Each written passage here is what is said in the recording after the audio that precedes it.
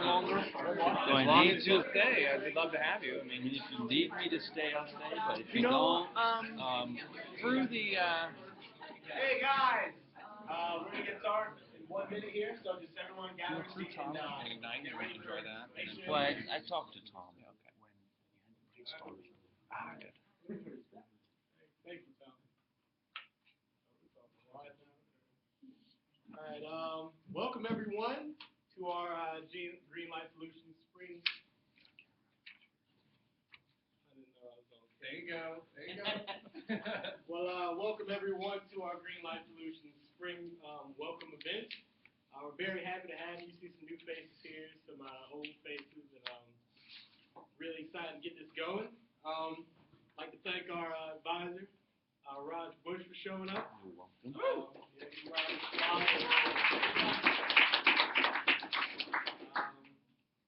And we have founding father here, Kevin Kelleher, and third founding mother.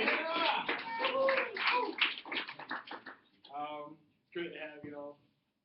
Well, they basically set this up for us a little over a year ago, so we could all be in this room and doing the great things we're doing now.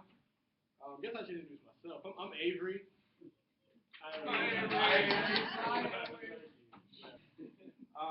I'm the executive director and director of strategy now.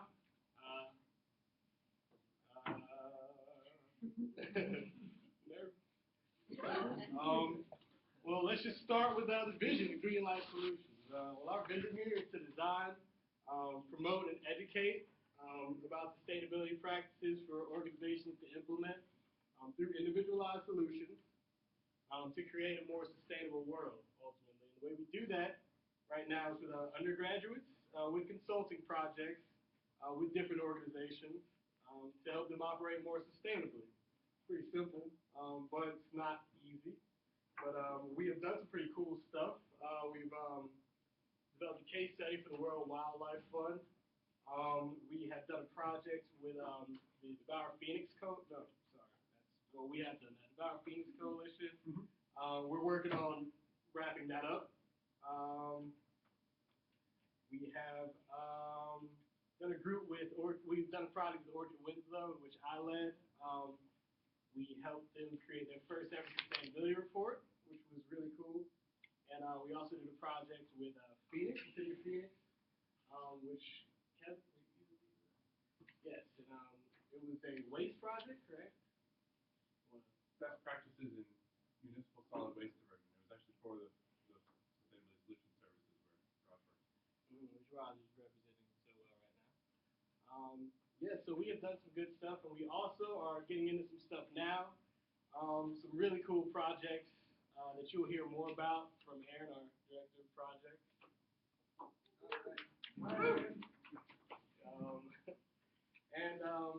We have a pretty extensive pipeline right now, and really excited to get into those things. A bit about me. I joined about a year ago. It was recruited by Kevin, one of our classes. There was a vacant spot in leadership as far as the director of education position, so I took that up. I was on that for a year. Serena Stout was my support lead, my rock. We did some awesome stuff together.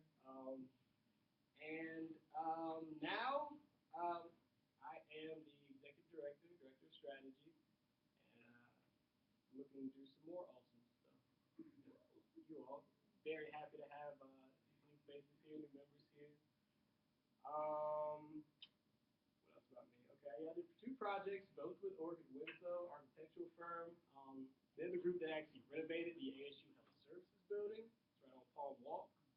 And like I said, we helped them create their first sustainability report.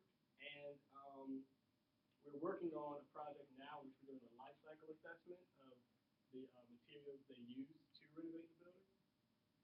So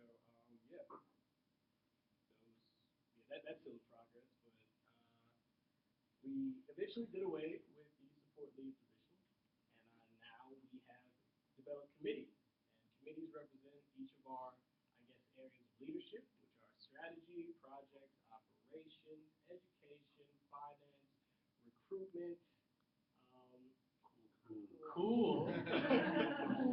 Which stands for? Tommy, cool. Would you like to, what that stands for? The COOL committee is Community Outreach and Organizational Leadership.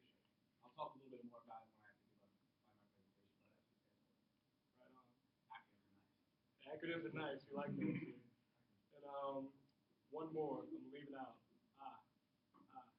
What did I say? Communication. Yeah. That's important. Thank you. See, Don't support you there. Cheers. What can I say? Yep, and that's the 8th.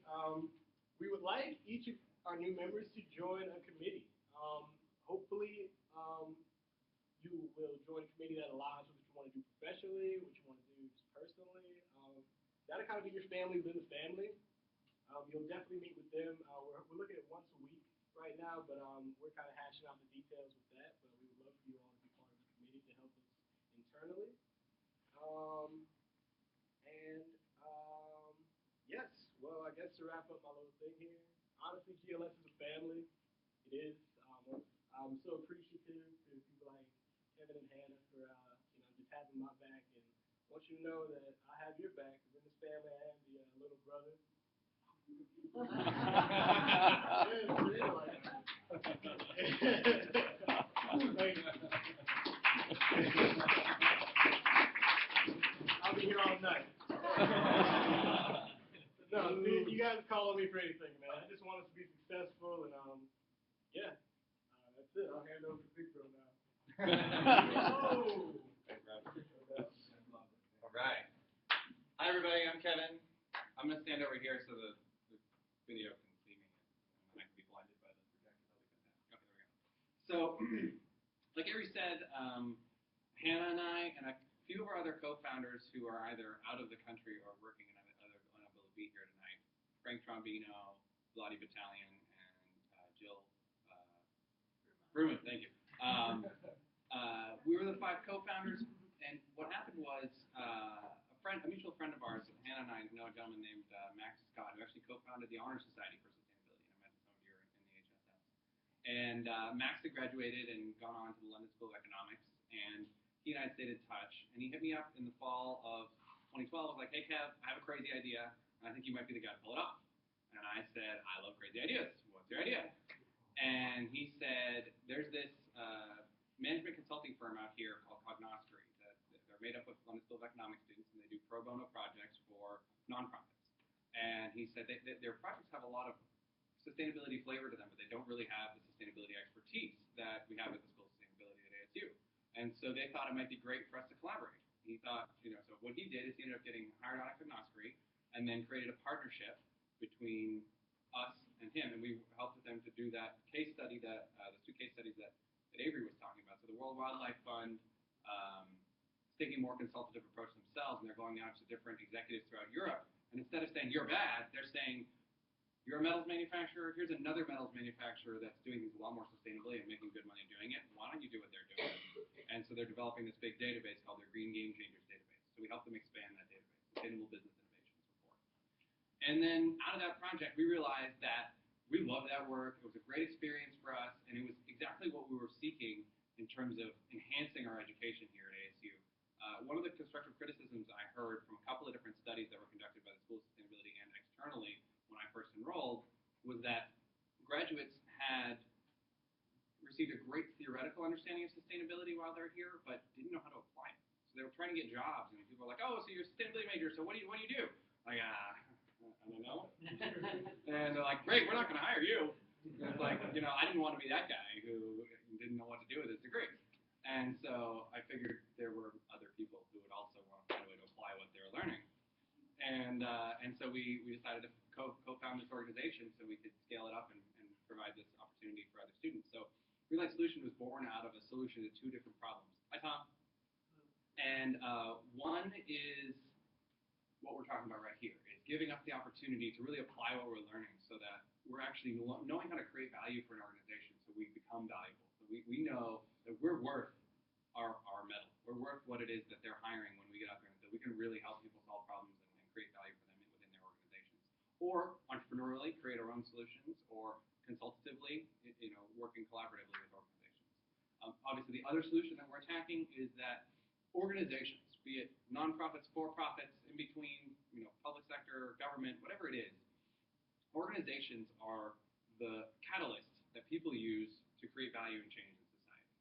And these organizations, by and large, especially for-profit corporations, but by and large, don't necessarily have the right focus on their drivers and motivation. I mean, especially in for-profit corporations, they're driven by short-term profit, especially public corporations.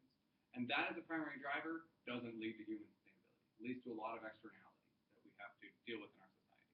And so sustainability in business is about how do you recognize, from a long-term, big, large-scale perspective, the impact that you're going to have on the environment. How do you change your perspective, not just the environment, on society and humanity? How do you change your practices so that you can be a lot more responsible, and your stakeholders and your customers will really appreciate that, and you'll increase your brand presence and your market share as a result of those actions. And a lot of these actions are more cost-effective and more efficient. They're just better for the bottom line as well. And so that's really what we're trying to do here, is we're getting experience helping organizations to become more sustainable. And when we first were talking about forming this group, I actually met with Raj and his boss at the Solutions Service, Dan O'Neill, who Raj is the practice lead for the Global Sustainability Solutions Services at the Walton Sustainability Solutions Initiatives. Say that 5 times fast. It's a mouthful. WSSI, G3S, or whatever you want to call it. And I met with them and I said, I love what you all are doing over there. I think it's great work. It's really exciting. And we want to create the undergraduate student component of what you're doing. And so that's what we've done. And we're not yet officially a part of the WSSI. We're not officially a part of anything other than being a USG student group. But we're working toward actually developing a parent organization that will support this student chapter. So whether it be a B Corp or a nonprofit, that will partner and collaborate with WSSI and GEOS and to provide part of a menu, a portfolio of offerings that the Global Institute of Sustainability has for organizations. Whether it's from our scale and scope, which is probably the smallest, to the master's students who do applied projects, to the Solutions Service who does large-scale projects for large organizations like the City of Phoenix. And so that's kind of the big picture where we're headed here. So if you can kind of visualize with us where we're going with this, we are the first and only undergraduate sustainability consulting group in the nation, possibly in the world. And we have the ability to capture and catalyze this great body of sustainability expertise we have here at ASU from all the sustainability scientists and faculty, and apply our learning. And so we're doing some groundbreaking work here. And so in terms of the committees that Avery was talking about and helping participate in the leadership and the development of this organization, there's a great opportunity here. It's a young organization, there's a lot of growth that we're doing. There's a great learning to be had in there, and a lot of professional experience you can gain for being on these committees. So I would definitely take your consideration of those roles very seriously, and be excited about being involved in them, because we all have a ton of fun. I mean, none of us are getting paid right now, but yet we all commit a lot of time and energy to this because we get a lot out of it. And then on the other hand, regarding the projects, Aaron's going to talk in a few moments about the different projects we have on the docket. A few of them we've already solidified and are continuing from last semester. We already have teammates in those. And we have new projects that we're actually going to be looking for some engagement from you all to help us form the proposals and the memorandums of understanding so that we can engage these projects with our clients. So we're working on a sustainable pipeline development process so that we can continually have projects coming in so that we can feed you. You all have something to do. We have stuff for you to get started on right away, starting immediately, because I know your semester's going to start rolling, you're going to get slamming, and if you don't hit stride and start putting in your 4 to 6 hours a week right off the bat, then you're going to be like, oh, I don't have to do anything with that, and then when we do have a project on board, you're going to be like, oh, I don't have time for that. We can't be having that. We've got you here because you want to do work, and we want to show you how the work you're doing is really valuable, and you're going to learn a lot from it, and you're going to create a lot of value for people. So starting off on the bat, we have a ton of documents and resources. Know our whole website. Definitely read our whole constitution, our whole VMOST, just formulated. VMOST stands for Vision, Mission, Objectives, Strategies, and Tactics, which is what guides our organization each semester. The vision and mission is set by our organization. That's GreenLight's vision and mission. The objectives, strategies, and tactics are what we're going to accomplish each semester. Know those, and then the GreenLight guidelines, which is our proprietary consulting methodology. It's a 10-stage process that we engage with each client with. Know that as well. And we're going to have some learning opportunities Nathan's going to be running, as the Director of Education, he's going to be running some opportunities for us to learn in depth and get hands-on with these and really learn how they work and learn how to apply them. And Aaron's going to be coaching our project leaders on how to use the GreenLight guidelines. And that is kind of what you're in for. Right off the bat, it's a learning phase. It's let's get ramped up. You're in training essentially. And then once we got our projects getting started in the next 3 or 4 weeks, then it'll be time to apply what you've learned to our group. Does that make sense to anybody? Any questions so far? Rockin'. Then, without further ado, I'm going to bring up our esteemed primary advisor, Raj Bush, who has been with us since the beginning and has been very supportive. He's a wizard in his own world, let me tell you. And he actually produced his PhD here through the School of Sustainability on an entire energy plan for ASU. And it was a profound presentation he actually gave to us in our first semester. And he's going to come up and speak just a little bit about really the value and importance of your role in this organization and with us and what it's like to be involved. So, thank you very much.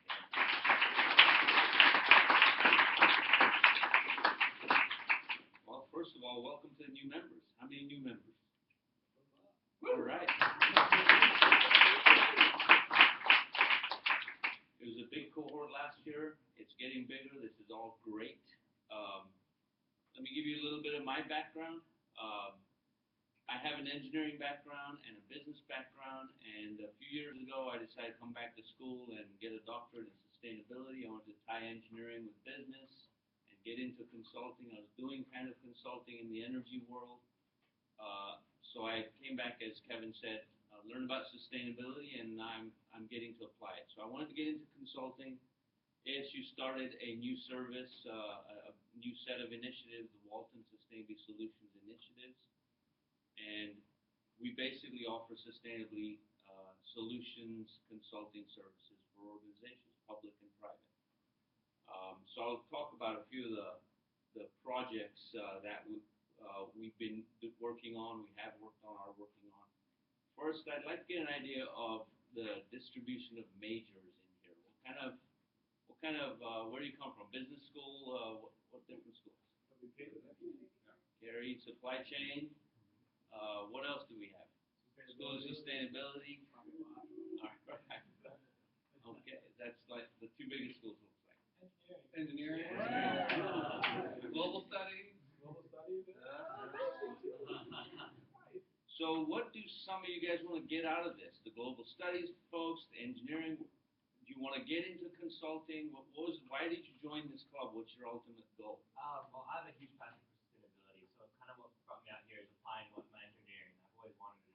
I don't have enough time to do a sustainability degree and do with my engineering degree, so I think this is the best option for me to apply my engineering and really get forth in that. So. Okay. What about global studies? Let the new member comment.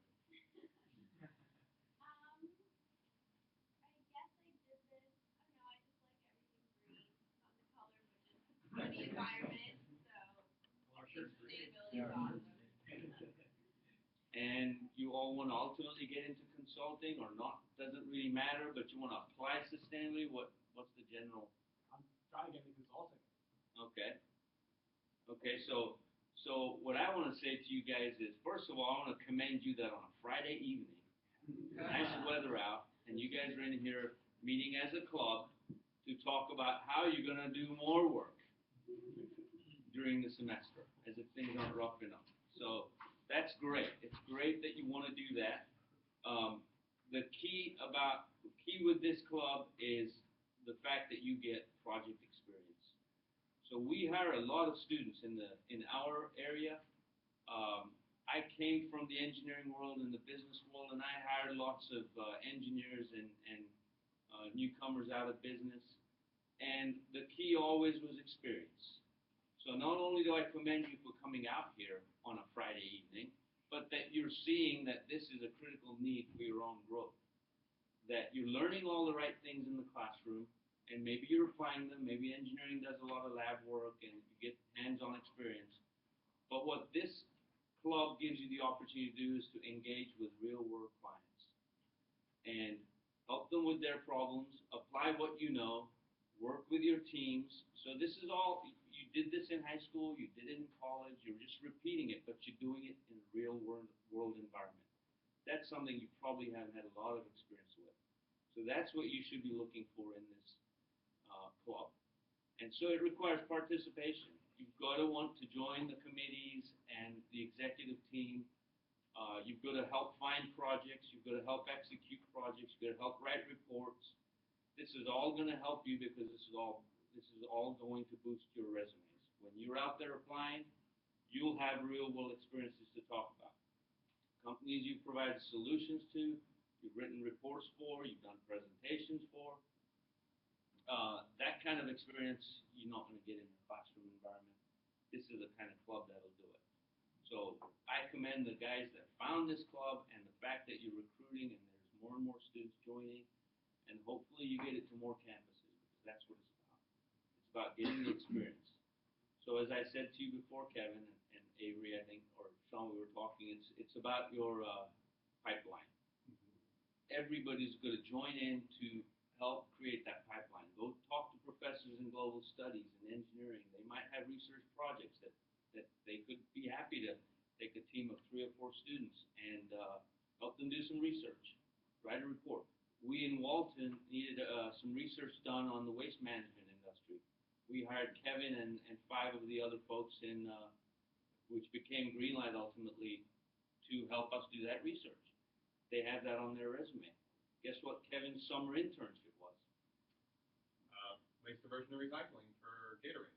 They have the largest bottling facility for Gatorade out in Charleston, and I spent 3 months with them, helping them to divert a bunch of their bottles that were going to landfill. And at the end of the project, and it's still sustaining and in action, they're now diverting 50% of their waste from landfill, which was about 400,000 pounds a year, and they had a $40,000 improvement in the bottom line.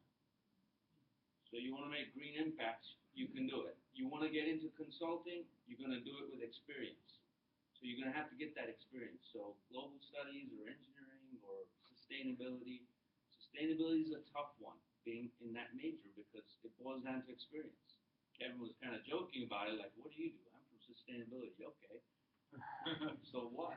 Well, you've got to be able to apply your knowledge. That's what it boils down to. You've learned a lot of valuable information and skills, and you've got to be able to apply it. And this club will let you do that. So I encourage you to participate, join the different committees, jump from committee to committee. Maybe you guys have set up rules for how they move between committees. So I think we're looking to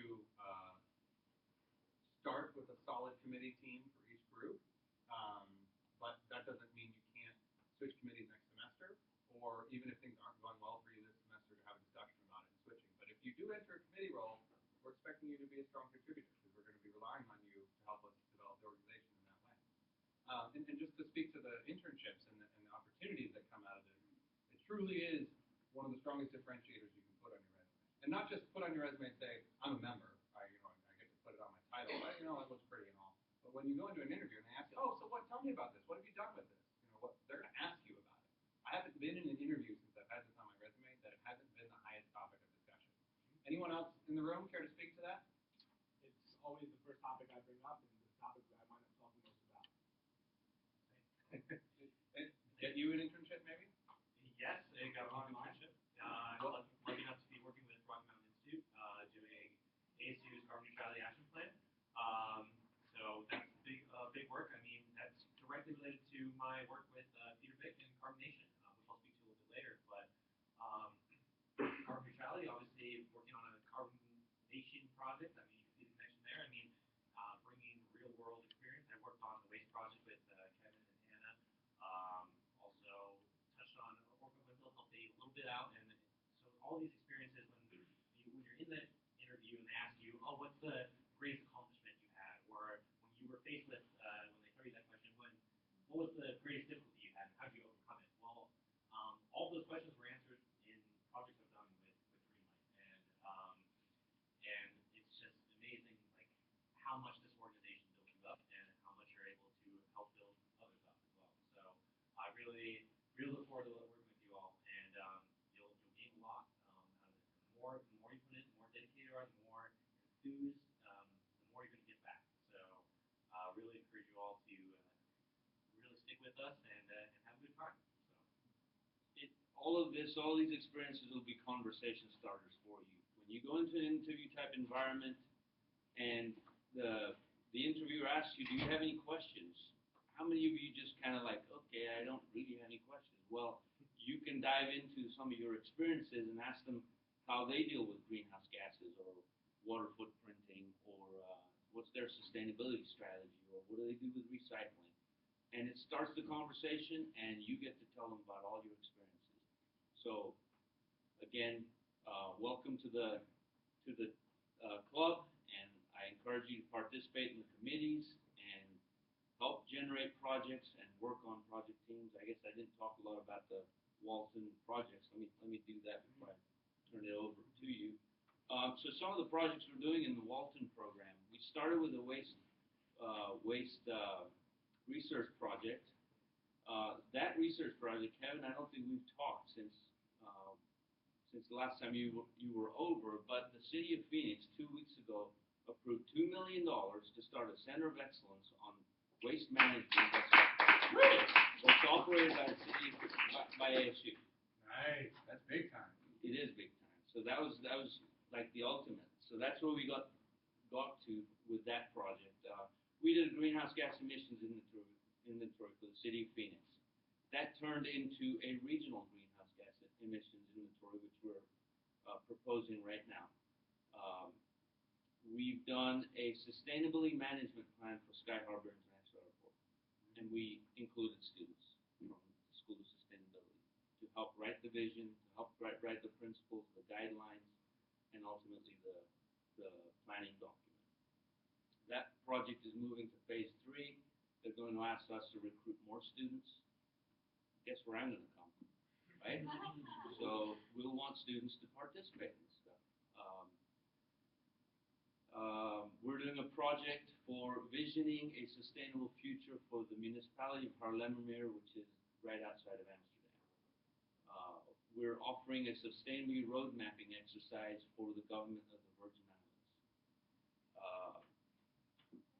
It's kind of all over the map. Henkel in Scottsdale came to us and said, we want to design a more sustainable product and package for our air freshener. And we recruited a couple of design students, a couple of engineering students, a couple of faculty. They designed a more sustainable air freshener design. So you don't have to plug it in, so it doesn't use any electricity.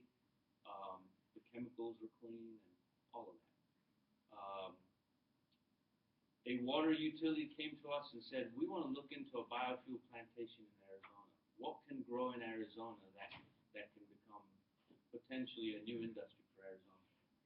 We did a feasibility study with them. Again, we use students to do the work, faculty provide technical guidance, and we delivered a professional product to the client. Same kind of model you're going to be generating and producing projects around. So those are just some examples. I'm in the phone book. You guys can email me if you guys want to talk. Again, project experience, real world experience is really key, and you guys will just do fine because you'll have stuff to talk about in your interviews. You'll be going into situations with experience. Let me add a couple things real quick, Raj. Yep, One yep. thing is just a piece of clarification. Raj, we've kind of got a two-headed dragon for our advisory, and because we're kind of a lot of work, we have a lot of stuff going on, and it's too much for just Raj. So what we've had to do is split it, and it's worked out really well. Because Raj serves as our primary advisor and our advisor on our projects. So if you have a question about projects that your team can't handle, we go to Raj. Michael Schoon, who is tenure track faculty in the School of Sustainability and is a consultant and just a wizard in his own right, who unfortunately for us, fortunately for him, had dinner with his family tonight, so couldn't be here. But he is super supportive, and he is our leadership team advisor. So he supports our organizational development. And then just a value add for you all to check out here. I did my Barrett thesis, which I did last semester, and I used GreenLight Solutions as my thesis topic essentially. And Michael Schoon was my director, and we're trying to figure out, so obviously creating this organization was my thesis, but what's my deliverable? What am I going to produce? And what I created was a student sustainability consultant's portfolio template. So that's exactly what this is. GreenLight Solutions owns a copy, and these 2 copies are actually mine. As little food on them as possible. This is something that you all have access to as members. It's a public document that we'll be posting on the website very soon that anyone can download and use. But the fact is that as members of this group, you have an exceptional opportunity to fill this out. Most of the components in it are things you're going to do along the way anyway. It's class projects, it's things you're going to present, it's different opportunities, it's leadership, it's work, it's all these different components of what you're doing. But there's also sections on what kind of sustainability projects have you executed and what kind of GLS projects have you done. You can fill it out with what you're doing here. So I highly recommend that you download the template and start learning it and look through it. It's 175 pages. Don't get overwhelmed. I've been working on this type of work for like 5 years, so I just was able to throw everything together into one. But you'll see that most of it just comes together as you're doing work you're going to do already. So this is a tool that each of you get to use and build your own portfolio. So when you graduate and you're looking for either consulting work of your own or you want to go to work for someone, you can say, boom, this is what I've done. Take a look. All right. Questions? Comments? Go ahead. Does GreenLight get send people out of state or to other places to do the work, or do we do it all from headquarters here at AP? Kevin? Sorry, what was the Yeah, question? I'll answer. So Okay. we're based out here. We're mostly Tempe students. I don't think we really have any Polytech or downtown students yet. But I mean, so far we're part of our mission. We've learned a lot about ourselves from applying to Innovation Challenge, a global initiative. I hope you guys are familiar. And we had to really look at ourselves and analyze what does GreenLight do, where are we headed, and what good and value are we going to create. And we obviously there's an innovation hub potential here. It's already happening.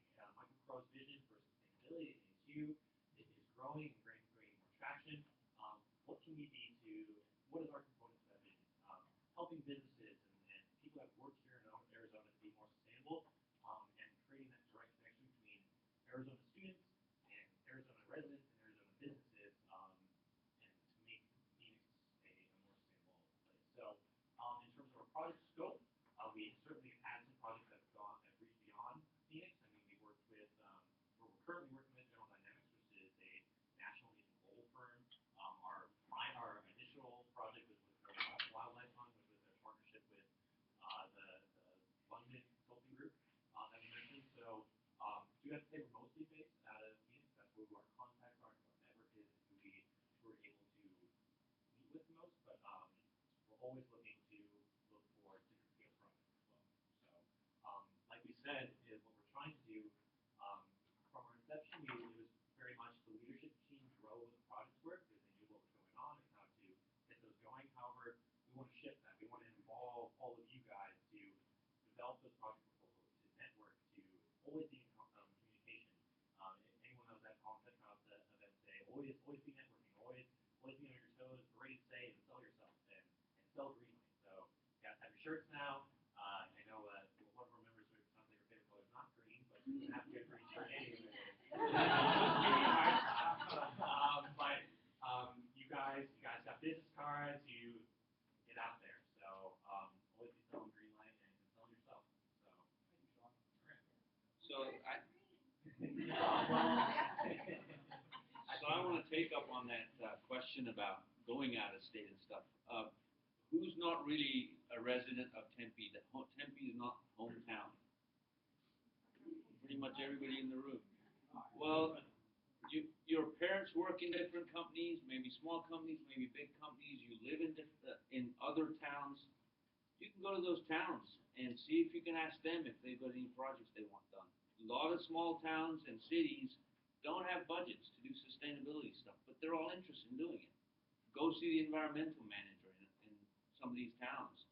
So get creative about how to create this network, how to develop a network, how to find projects, and it can be in another town or another state. You can do it remotely.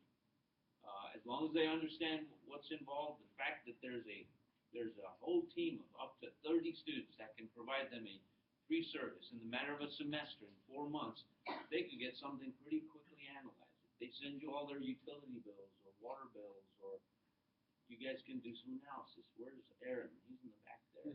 He's the energy star guy in the team. So anyway, so with that, I'll leave it. If there's no more questions or comments. All right. Thank you.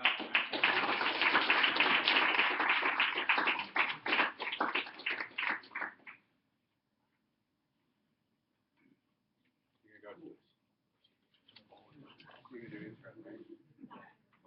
Alright, so now we're gonna do intros for all the leadership board. So my name's Aaron Young, I'm the director of projects right now. You guys want to turn around.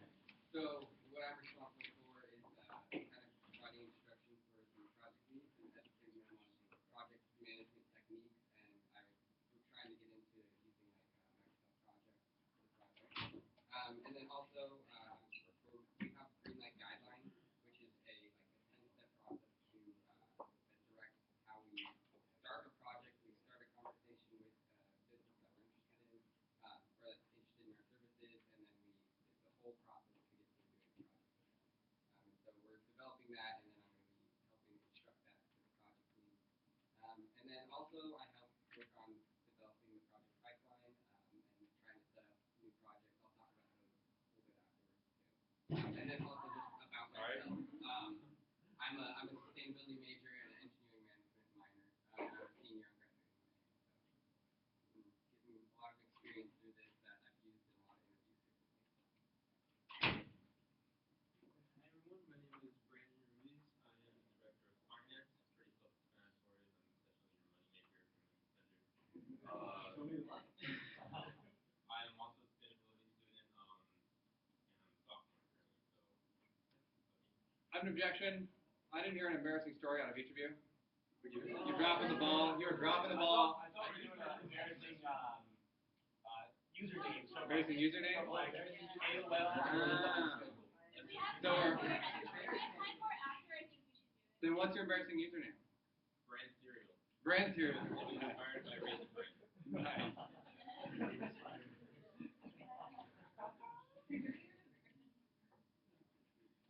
It's just weird. Hi, I'm Teresa. I'm our director of communications, so I'm the one who sends out emails and stuff. Pretty much, I'm here to get you all informed about what's going on in the cohort and important events going around on Geos, things that you would be interested in, so that we all are engaged and working on projects and working in committees, and making sure we all know what's going on. Another aspect I'm doing is also working with Nathan, our director of education, running quick training sessions on just communication and what it's like to be in GreenLight, and finally developing our brand here at ASU as a student organization. About me, I am a junior, still majoring in economics and sustainability with a minor in social work. That's about it. Oh, username. It's not funny. It's like really not. Okay, so my friend made me an email like a really long time ago, and it's Teresa, but instead of just ending it there, she just put a bunch of ha ha ha ha.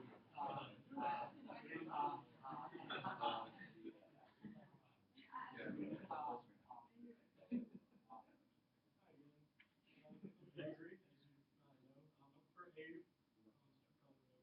Director of strategy. Basically, my job as director of strategy is making sure that I work that you all want to do, which is work that needs to get done, so everybody's happy. Generally, you can prevent angst that way and people leaving. So I basically have my hand in everything. I'm going to be working with all the committees, making sure everything's going smoothly. And a little bit about myself. I am a sustainability major focused on economics with a major minor. I'm an embarrassing street name from about a decade ago. Young Money 2341.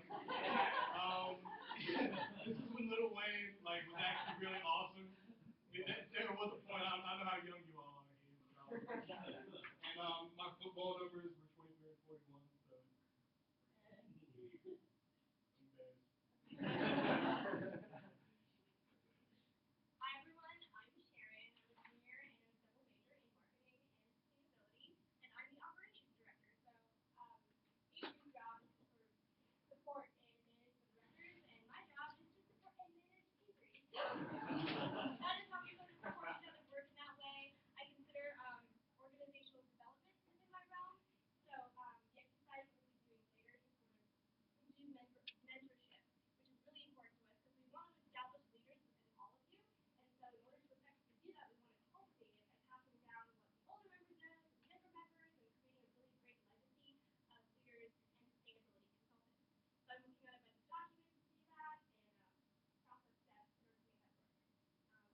username, Amish Girl 3707. I was Amish when I was younger, and it was a big joke among my friends because I had dial-up for like a really long time, and I didn't have a cell phone for a really long time, so it was the dark ages at my house.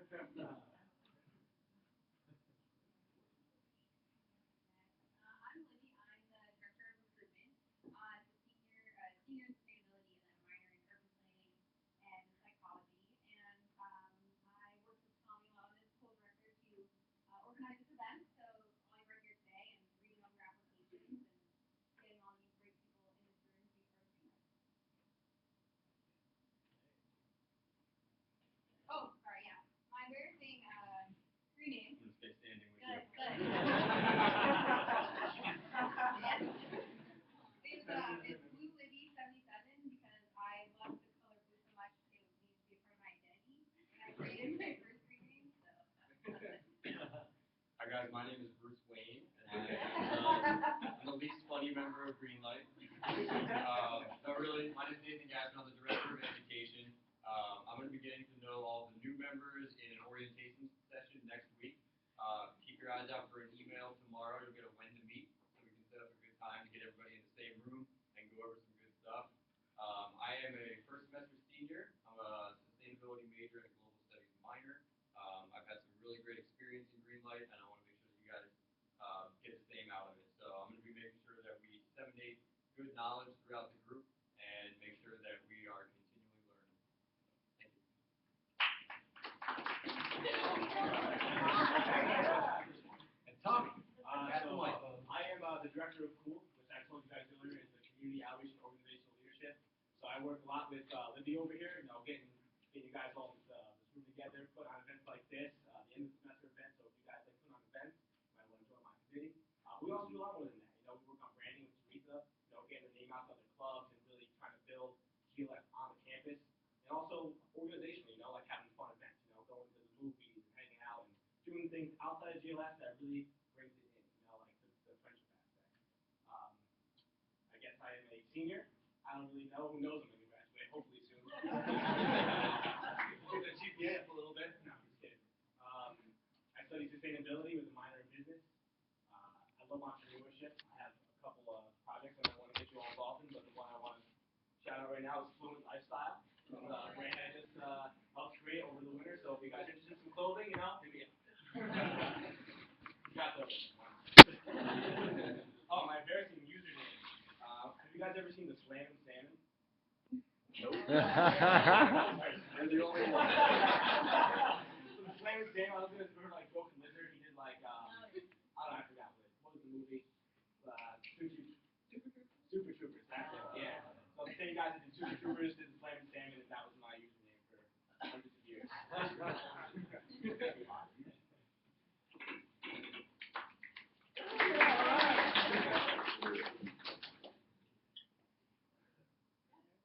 the current leadership team? That's it. All right, so I guess we want to start over here, and we want to get your name, your major, and just a little embarrassing story or your embarrassing username, whatever you want to touch on. I'm Sarah Spencer. I'm a sustainability major and an urban planning major. And my embarrassing username is Pink Kitten. Sorry, because I love kittens. And My name is Carl Udasco. I'm a junior studying supply chain management and business sustainability. I was in the cohort a couple semesters ago, but I went in my last semester. But I'm back. I'm looking to have some fun.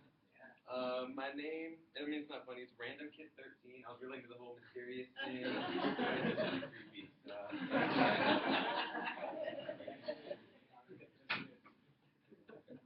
Hi, I'm Tara Briscoe. I've been a member since the beginning of the 2013 spring, right?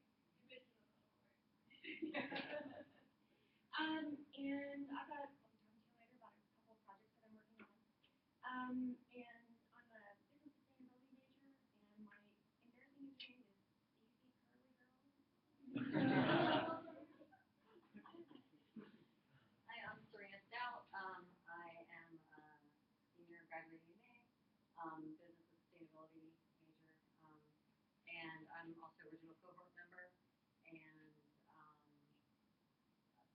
always just in Vina Box, as it was just my coffee shop and still living my life. Thank you. My name's Whitney, and I'm an urban planning major with a sustainability minor, and my screen name was Whitney Loves Dance. I danced like last semester, and I'm not like my new thing.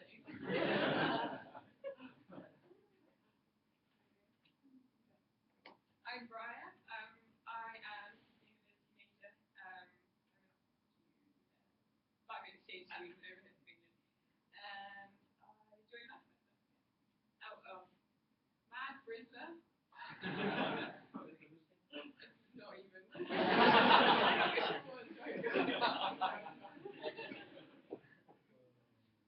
name is Ashley, and I'm majoring in business management and global studies.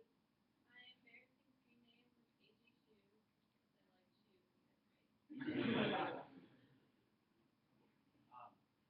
I'm Vid. I'm a sustainable civil engineering major with a minor in Slavic studies. I'm a sophomore, and my screen name, which is actually my Twitter name at the moment, Vid Duckit, not Vid the Kid, but Vid Duckit. So, you know, shout out.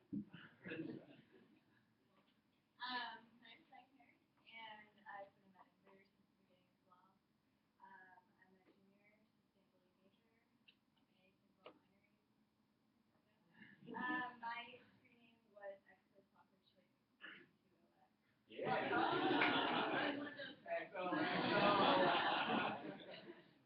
Alright, so my name is Ryan Mead. I'm a new member. I'm a sophomore studying mathematics and economics. I put down not a funny username, but I guess I had a funny one. One of my first ones was Gila Wrath because I thought Gila monsters were really frightening.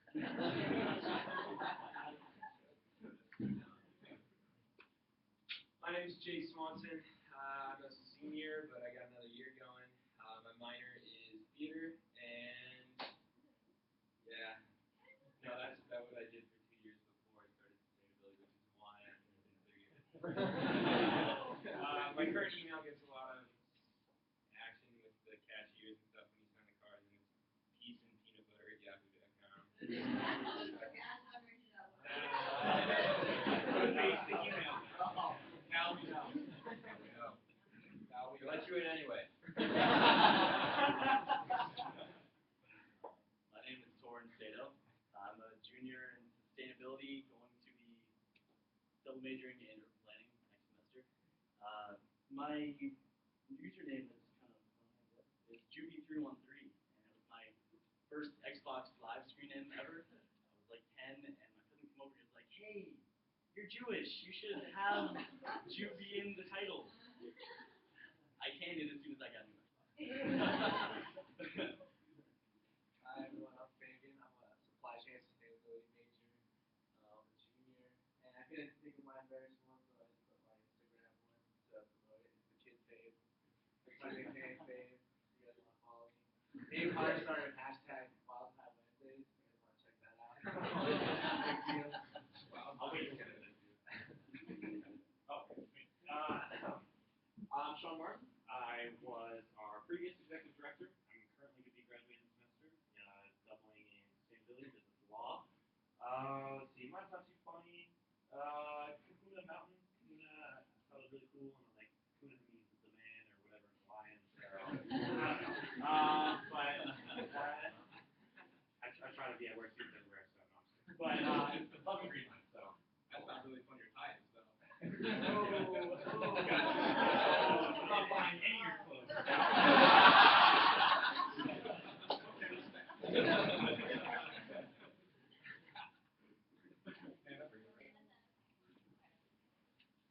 I'm Hannah. I'm founding mother and director.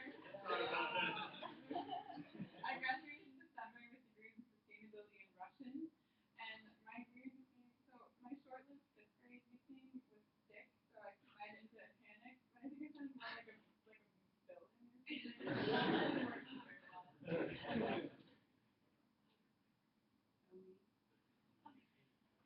Hi, I'm Dixie. I'm a junior, and my major is sustainability. I think my minor was going to be planning, but it seems like everyone in the room is a planner, so I'm forgetting that right now. I am in the public policy and governance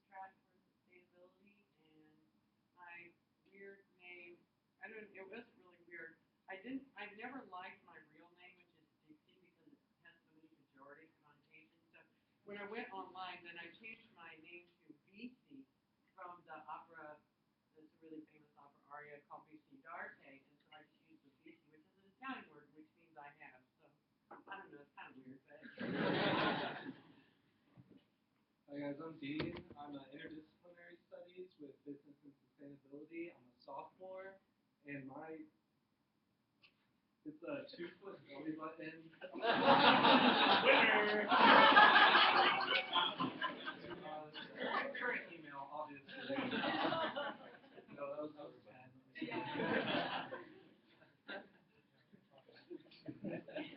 Hi, my name is Albert, and I'm a civil engineering major. And my embarrassing screen, I used to use it was Alberto 2021, in reference to T-Lab 2021. Hey, for those who don't know me, I'm Ryan Morris, senior studying supply chain and sustainability. I actually just remembered this. For 5th grade, my AIM username was Winslow22. For those of you who are cat dog fans, you may remember Winslow had a little blue mouse. On the first day of soccer tryouts in 5th grade, I came with bright blue socks on, just the same color as that mouse. And I was the smallest person on the team, and the coach called me Winslow the entire season. And I'm still called Winslow to this day. That was all right. I responded. How about people introduction? Sure. Tom McDermott, I'm here as a potential client project to GreenLight solution. And I think I have to do for screen. I don't want to tell you how far back I've had screen name. Honestly, since the internet started. So I don't know what else to add. That in itself is fun. You all know me, but I didn't give you my embarrassing screen name, and maybe I'll make Tom feel a little better. But mine does date back to about 1997. So I'm dating myself a little bit here too. And it was an AOL Instant Messenger, and I couldn't remember it when we got here, but it came to me as we were sitting here. So my best friend from high school, we really thought we were cool because we were gonna put numbers in our name, instead of just letters. And his was Doughboy, and so it was like D0UGHIF. Mine had 2 zeros and a number 4 in it, and my name was Poofer Brain. Brain, right here. With a Z. Yeah. Glad you changed the shirt. A little bit.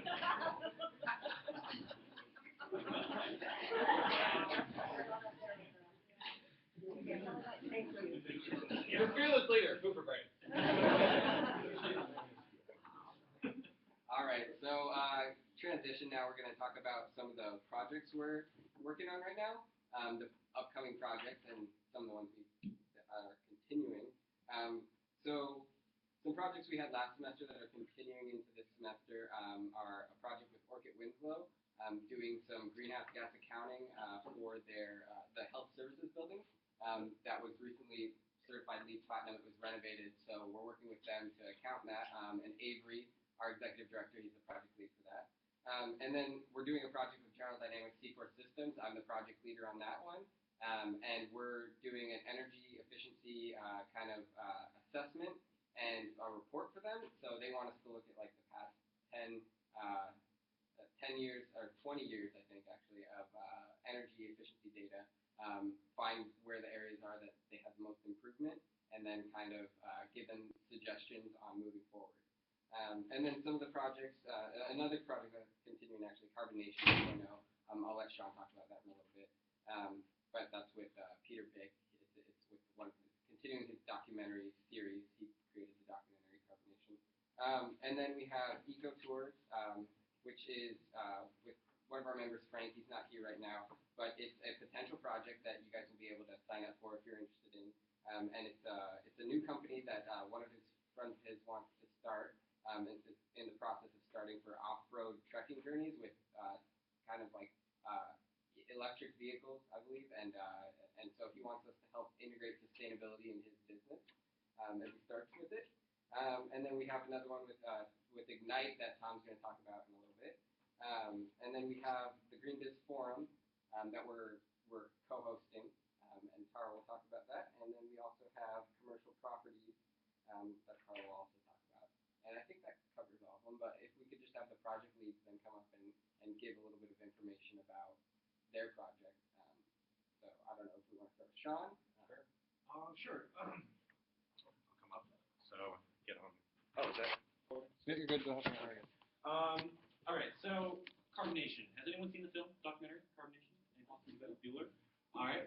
So if you haven't Netflix, go watch it. It's there. It's free. It's awesome. Now, for those who aren't familiar, Carbonation. Peter Vick is now graciously being is now one of our professors at downtown in the journalism school. He was kind of brought on by Michael Crow as part of our carbon neutrality vision. I don't know if you guys have seen any of the talks in the Wrigley series or Geos or whatever listserv you're on. Carbonation Conversations. They're awesome. Go check him out on campus if you have some time. So what GreenLight is doing with him is obviously he's one of the master networkers out there.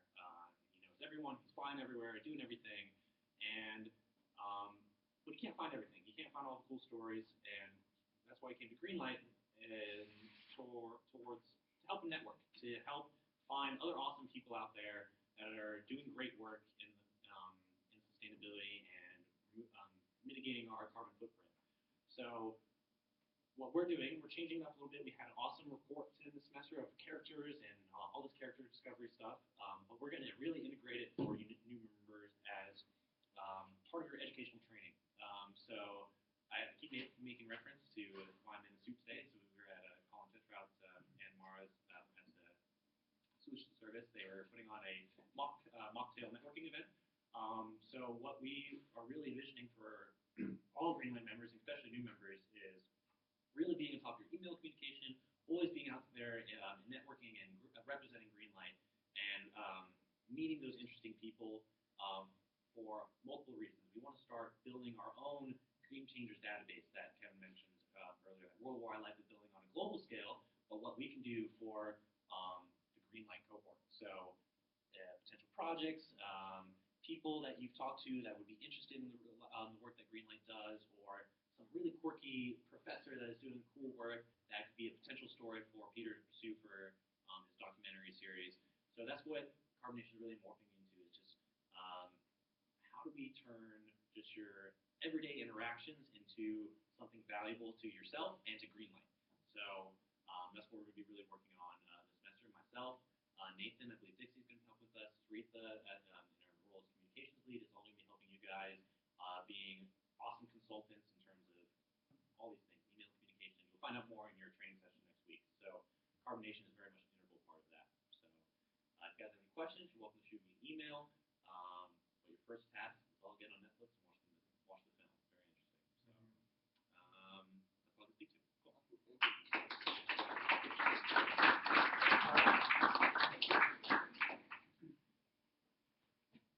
Cool. Well, the first one I want to talk about is Green Booz University. Has anybody heard of it? New? Yay!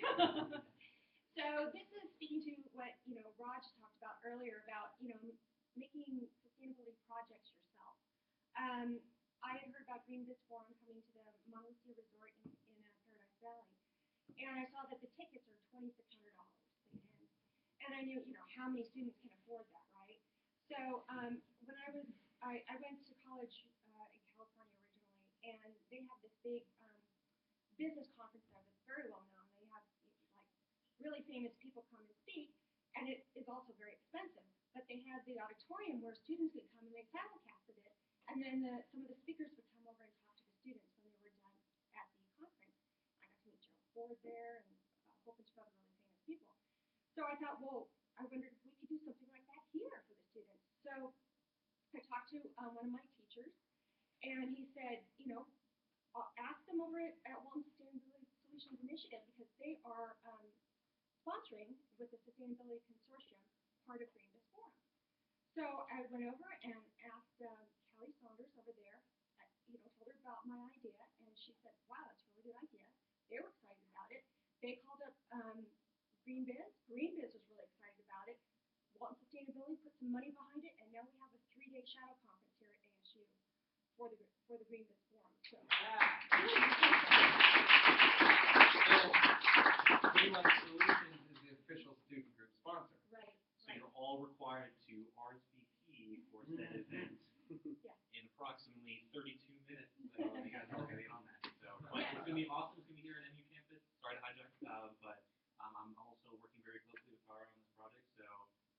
available to NU Tuesday, Wednesday, Thursday, so you have no excuse not to pop in for a little bit, see what's going on, network a little bit.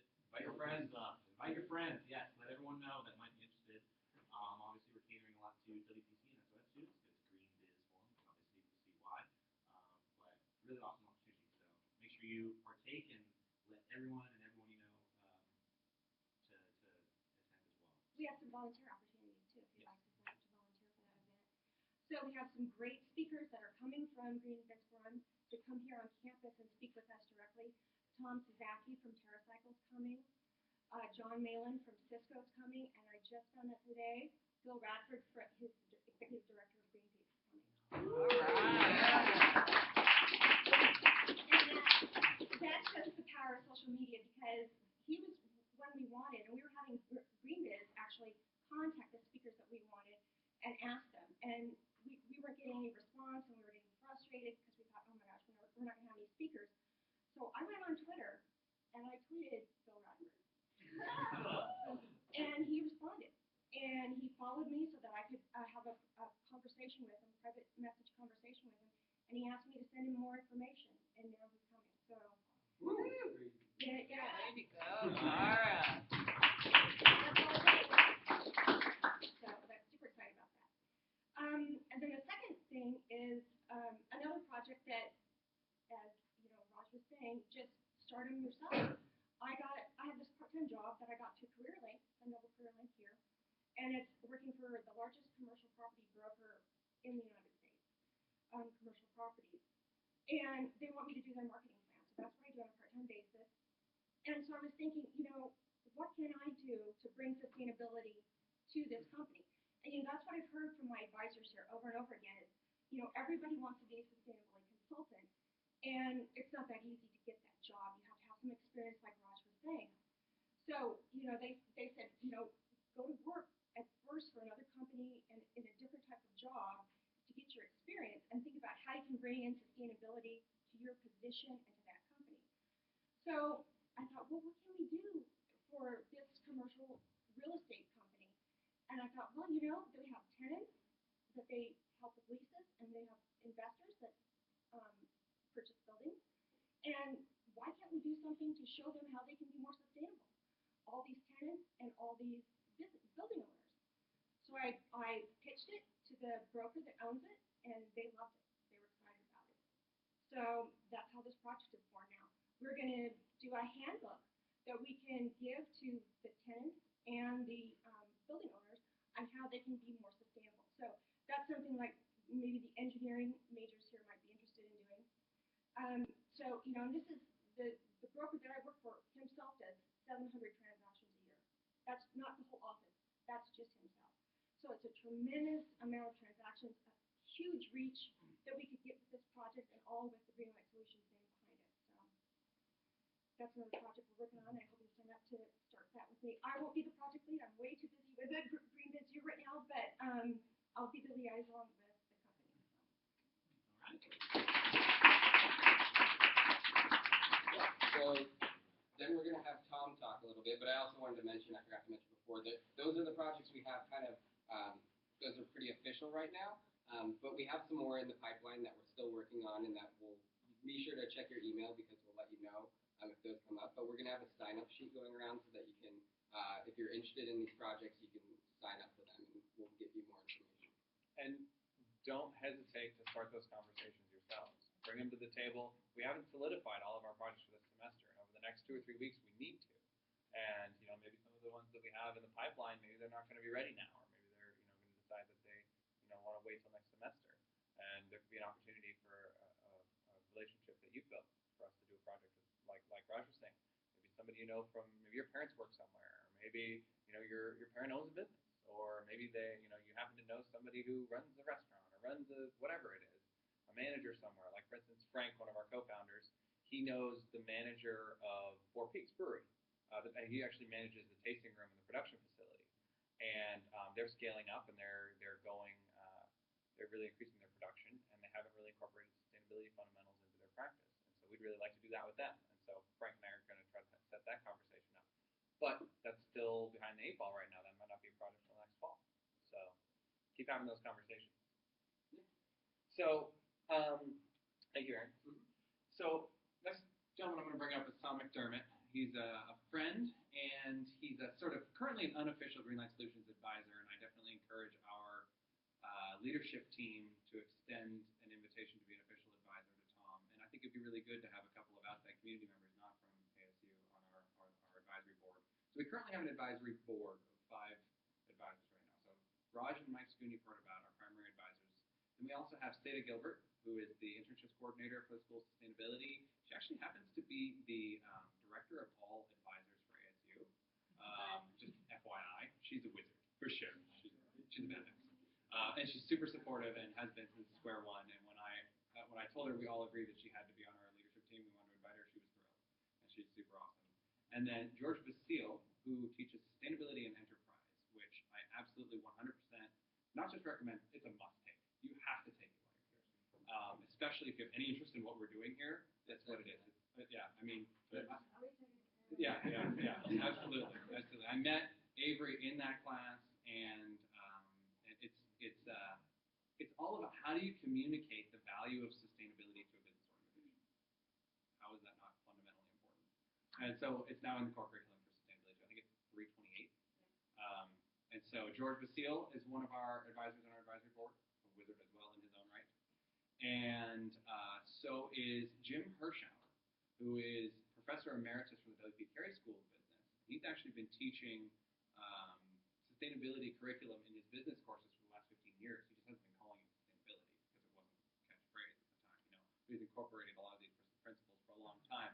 Jim, also a badass wizard in his right. He presided over, I forget the number, it's so huge, like 150 different, as director, 150 different thesis defenses while he was here, and something like 55 different doctoral dissertations, as well as like 80 different publications, and he's super nice and has lots of time to help us. Jim's great.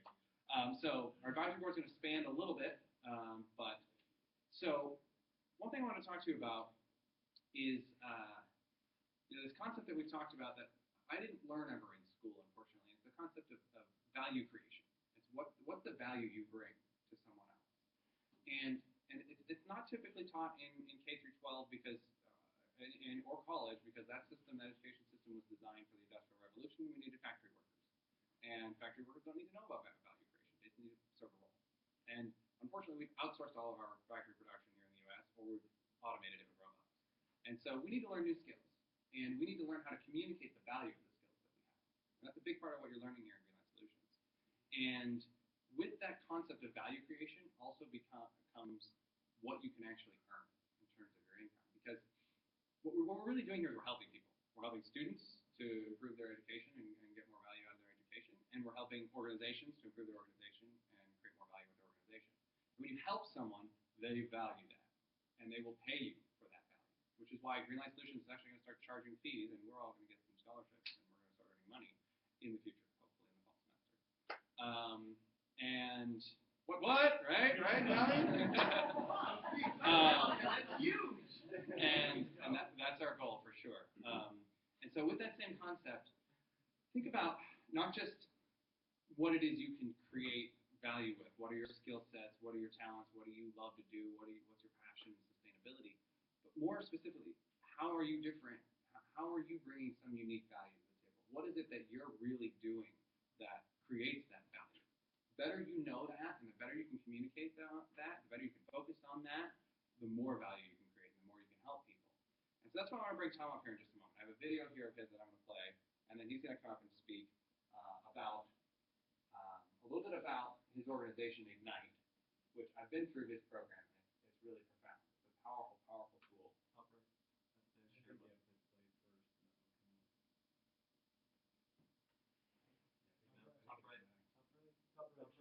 I hear you saying top right. Oh yeah, okay. But it looks like it should be the next screen button. Okay. So this is going to explain what Ignite is real quick. And then Tom will come up and talk a little bit about Ignite and a little bit about some ideas he has. Tom will come and talk about Ignite and a little bit about some ideas he has for a project that he'd like to be one of our clients with GreenLight Solutions. All right?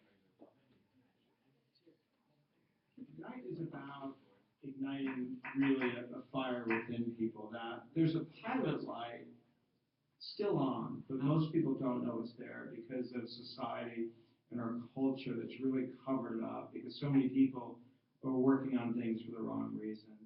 So it starts with really igniting that flame inside of us, this purpose that's inside of us. And the tagline, bringing purpose to life, is the belief that it can be real. It's not just this idea that people have and not this fictional thing that only some people can achieve it.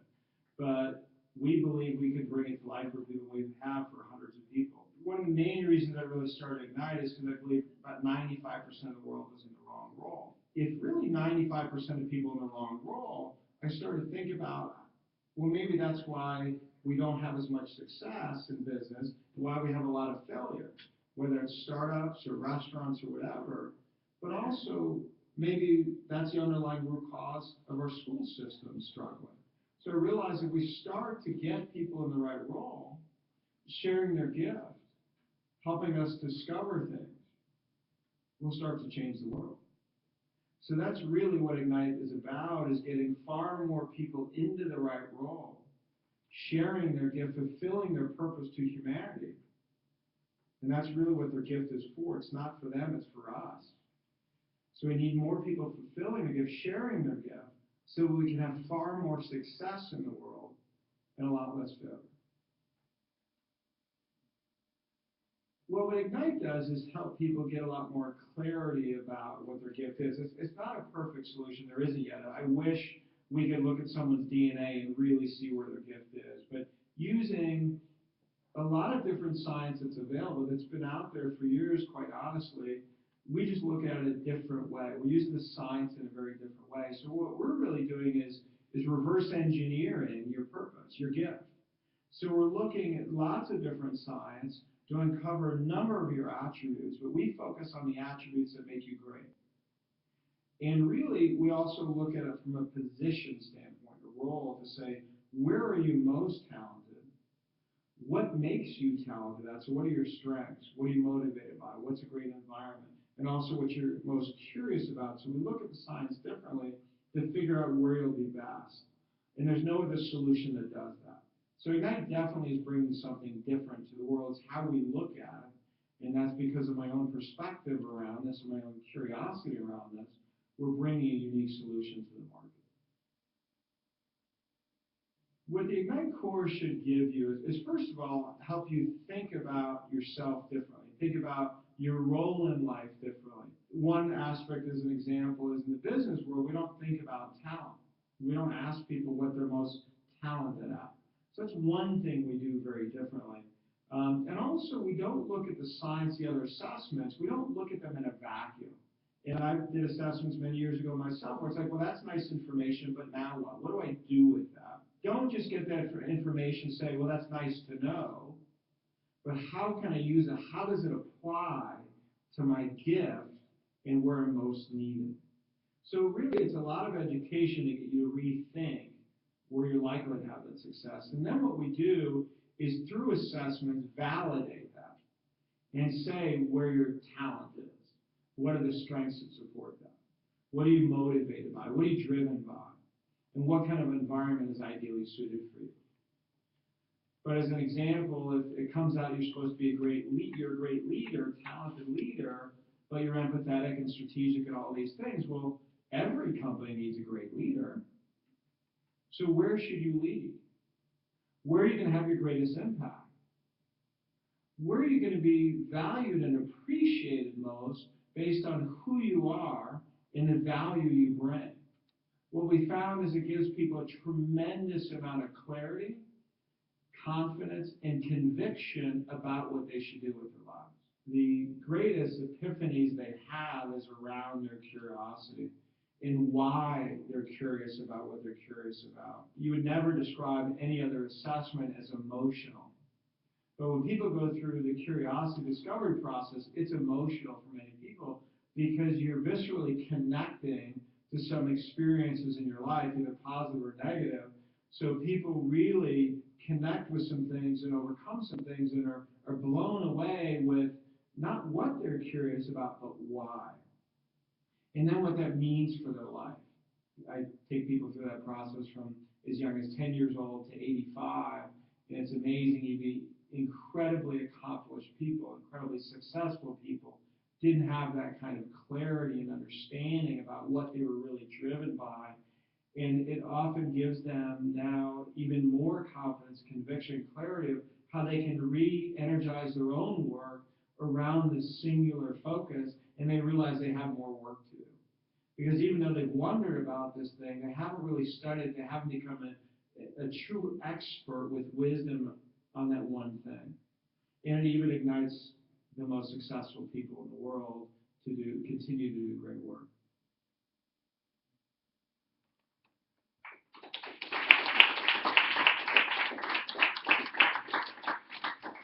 Tom's going to speak to you. You got the lights, Tom?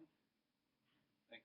So Tom's going to speak to you about that, and I'm just going to preface real quick by saying Tom was kind enough to give me a scholarship to go through his program. Normally, his entirely virtual online program costs $150, and he does this for corporations and for organizations and people, individuals. And his one-on-one session, which is what he gave me the opportunity to do, you do the first 2 modules online, and then you sit with Tom and one-on-one go through the third, the curiosity session, and that's normally $500. And it's a powerful tool, and I learned a lot about myself. I learned that I'm a strategic systems thinker, and that came from an experience I had as a child in the educational systems. I went from a traditional public school system to a private school system that suited me a lot better, and I learned that some systems are ailing and they're not serving people well, and so I became this how my mind works, and that's where GreenLight came from and all these things. And so Tom's been generous enough to offer an arrangement to GreenLight Solutions.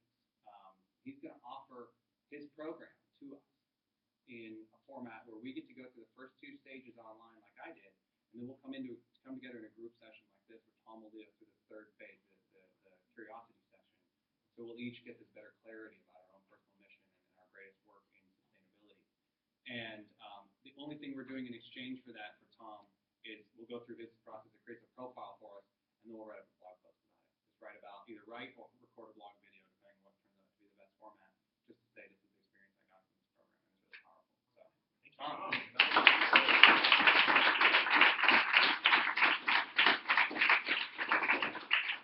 So it's a great segue to talk about a number of things. One, about when you talked about your value. How I stumbled on this myself about 15 years ago was because I hit an early midlife crisis and I didn't know my value. I knew why people hired me, and I knew my experience. I've been in technology forever, a ton of experience around the world. I kind of knew why they hired, but I didn't know my unique value. And it wasn't until I really did some soul searching and figured this out. Now, there was no process back there when I did it 15 years ago. I worked with a coach a little bit, did a lot of assessments. It really was a lot of hard work. But it was over time that I developed the process I could help other people. But it wasn't until I figured it out. It really took about 5 years for me to completely figure it out. And it was the first time in my life, it was about 10 years ago, that it finally all hit me and all came together.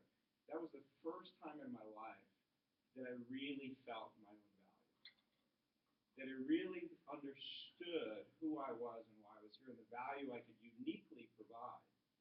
It was the first time I really liked who I was, to be honest with you. I liked who I was happy, but this was a whole nother level of understanding. And since that point, I knew why I was here, because I knew my unique value. And that's really what we hope Ignite to do. Now, for years, I've been taking people through the process personally, but after a while, people said, Tom, you've got to put this online. And my background is technology. I knew a lot of people around the world. I could put it online pretty easily. This is version 1, by the way. So it's got some work to do, and that's one of the reasons I'm here, is to help get some work and say, well, how do we make it sustainable? And we'll talk about that after. But that's really what it's about. And it's because, not only because of my own journey, but I saw a huge problem in the world that I thought I was unique to that problem. But I wasn't unique. And I talked about it a little bit in the video, and I used to say 95% of the world is in the wrong role. I now really believe about 98% of the world is in the wrong role, and I validate this every day. What I mean by that is that people really aren't providing their unique value in the role they're in. That a lot of us are doing good work, a lot of people doing great work, but are they doing their best work? Are they doing really what they were born to do? And I truly believe that we're all uniquely gifted. And by the way, gift, I don't interchange gift and talent. I believe your gift is your uniqueness. And again, I believe your gift is for us, not for you. that you are here for a reason. You've got to figure out that unique value so that you can impact the world in the best way you can. And that's really what it's about.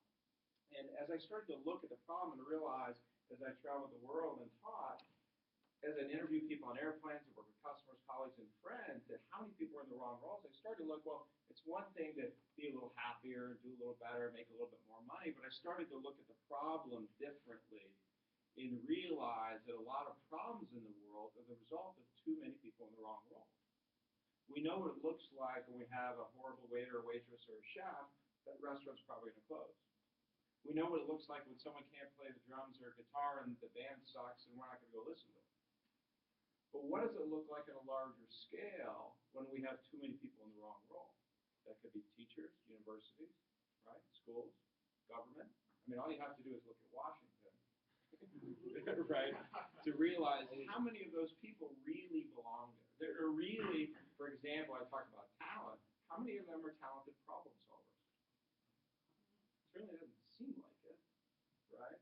And for other reasons, I think they're in the wrong role. But I look at a lot of things now this way. It doesn't mean people aren't working really hard.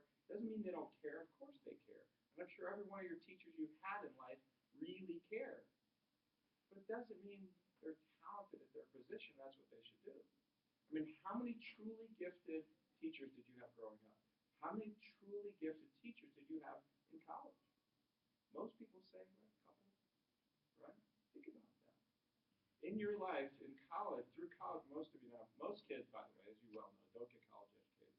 But it's roughly 60-some teachers throughout your life, if you don't go into masters, right? 60-some, 70-some teachers you're going to have the course of your life, and most of us say we've had one or two gifted teachers. So for me, I think that's one of the underlying root causes of our education system. But I look at that whether it's the UN, poverty, famine, disease, war, you name it. I think we have too many people in the wrong role. So that's what Ignite is about, is get far more people into the right role, including fixing happiness. So I see this as a huge problem. It is unsustainable. Because I think although technology is advancing with Moore's Law, you can look at it, we have a lot of successes, but in a lot of ways we're sliding backwards. Our healthcare system is actually getting worse in this country. I don't know how many of you study healthcare, but I think our education system is getting worse. We're falling behind. And I think it is unsustainable. So really, at its core, I never used to talk about that until I started talking to Kevin about this. And really, that's what Ignite is about, is finding really our best, our maximum performance for each and one of us individually so that we can get sustainability for our own lives, for our own path. Because most of us take, and you can ask your parents, you can ask friends, a very circuitous route to a career, including myself. So I want to make that much easier for people so they have sustainable path. And a lot of this came from, as I was doing my own soul searching years ago, this was a quote I read, and from Aristotle, and I believe that's really true. That's what we're needed, is figuring out that intersection. And that's one of the things I'm going to challenge you on today. I say it a little different now, and this is something I truly believe, that the health and survival of humanity is really dependent on that. Is dependent upon each of us sharing our gifts and doing the best we can. Because one of the things I realized too is that in school, in our culture, what we tell people is if you get a good education, you're going to get a good job and good luck, and that's all you need to do is make a good pay and life is great. Well, guess what? It's not working out that way. So I'm actually asking people to raise the bar. Figure out where you can do your best work. And that's what we're going to talk about today, is really challenge some of you. Although I believe what you're doing is noble with sustainability, I'm going to challenge you on some of that. You know, what within sustainability you're going to work on, right? But how confident are you, first of all, in sustainability, right? So that's where you should be. But within sustainability, what did you base that on, right? But what area is sustainability? And how did you figure that out? Did you just pick a problem? And by the way, that's how most people pick careers, by the way. Well, that's not true. There's no limit to the number of reasons how people pick careers. From parents pushing them, friends pushing them, the jobs that are available, right? That's what are the 10 hot jobs that are out there, right? You probably even get that within sustainability. Where's the need? But that's not how you should be picking, because what you have to give may not best align with that need. And that's what happened to a lot. Well, we need more nurses, we need more lawyers, we need more doctors. We go, okay, that sounds good. But is that really how you should pick a career? Again, believe me, I'm here because I think it's noble.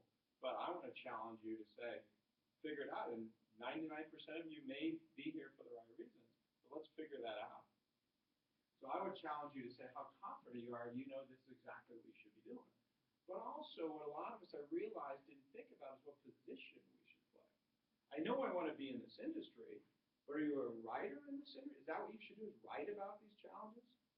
Right? And whether it's urban planning or engineering, what is it? Or clean water or education?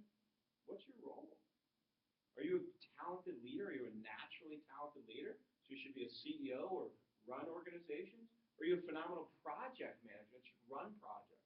These are different talents. And you guys, I'm sure, learn at different teams within school who has what talent, right? Who's incredibly detail-oriented, right? Who's not? Right? Who's great at sales? Who's not? Right? We all are, the behaviors we have, the talents we have, the strengths we have, are ideally suited for different things, environment included. How many of you worked in more of a startup environment versus a corporation that's far more structured? Some people love that structure. I die in it. Okay? It's different for different people. So we help you figure out all those kinds of things. So what I want to challenge you on is to ask yourself if you believe you know where you can do your greatest work. Your greatest work. Not good work, not great work, your greatest work. Where you can make the greatest impact. Right? Because if you're working on this, don't you want to make the greatest impact while you're here? Not just, tell people I work at sustainability. Well, great. So what? Just like people say, well, I teach. Well, but if you're not a good teacher, right? Or I got a startup. Well, are you successful? Or how's it going? You make any money? You making a difference? So to me, I want to challenge people that really, because what I found is if you figure out what you're uniquely gifted at, you're going to be far more valued and appreciated for who you are. Not where you went to school, not where you grew up, not what company you came from, but who you are. And I think that's really what all of us want, is to be appreciated for what we uniquely bring to the table. So I challenge you on that to figure out really what your life's work is all about. And how sustainable is that current path you're on. So this is something I strongly believe is that your two most precious resources are time and your gift. And you shouldn't waste either one.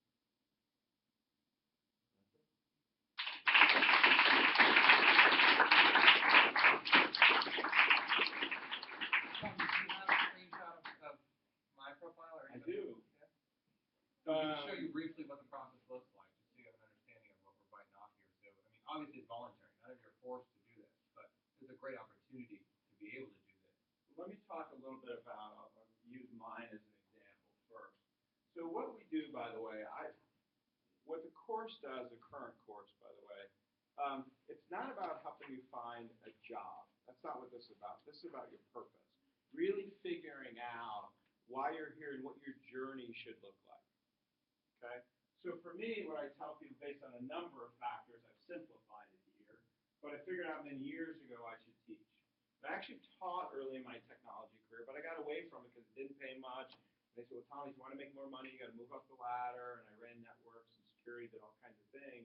But when I hit that early midlife crisis, the coach I worked with, he said, well, Tom, that's why people love you and hire you, is because you help them think differently about things. Regardless of the role I was in, they came to me when they needed to understand something. So, oh yeah, I guess I have it. People told me since I was young I should always teach. So I figured out that's what I'm best at, but what should I teach? Where should I teach? There's a number of things. So what I realized about myself, and because of this work I'm doing, my passion and curiosity, which is something we assess, is what would I love to teach the rest of my life? What am I constantly been in search for my whole life? And that's answers to this question.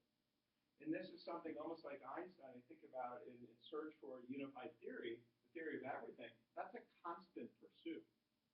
It's the same for me. This is a constant pursuit.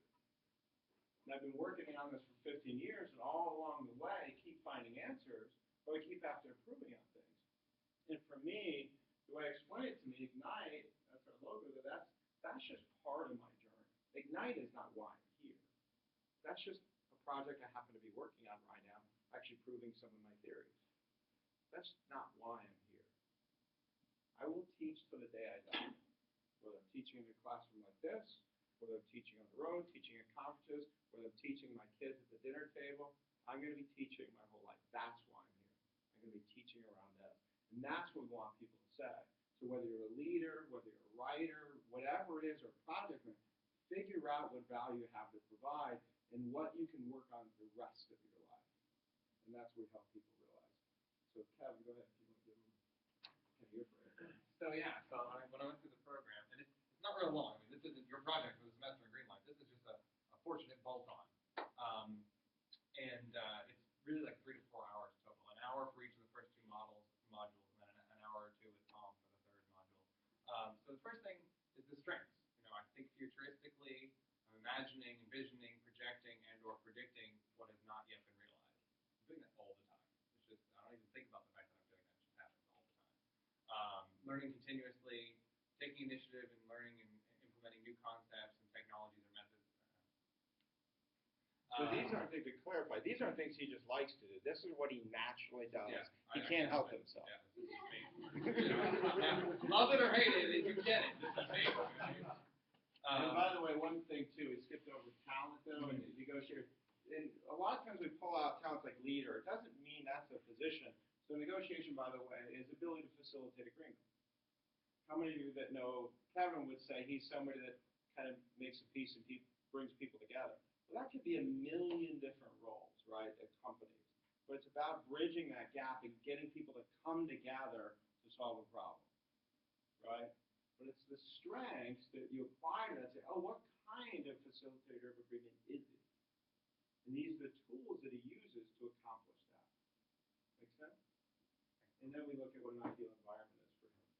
Yeah, so leading and empathy are my other two skills that are probably hard to read from there. And then the environment speaks to, like Tom was saying, where should you do your work?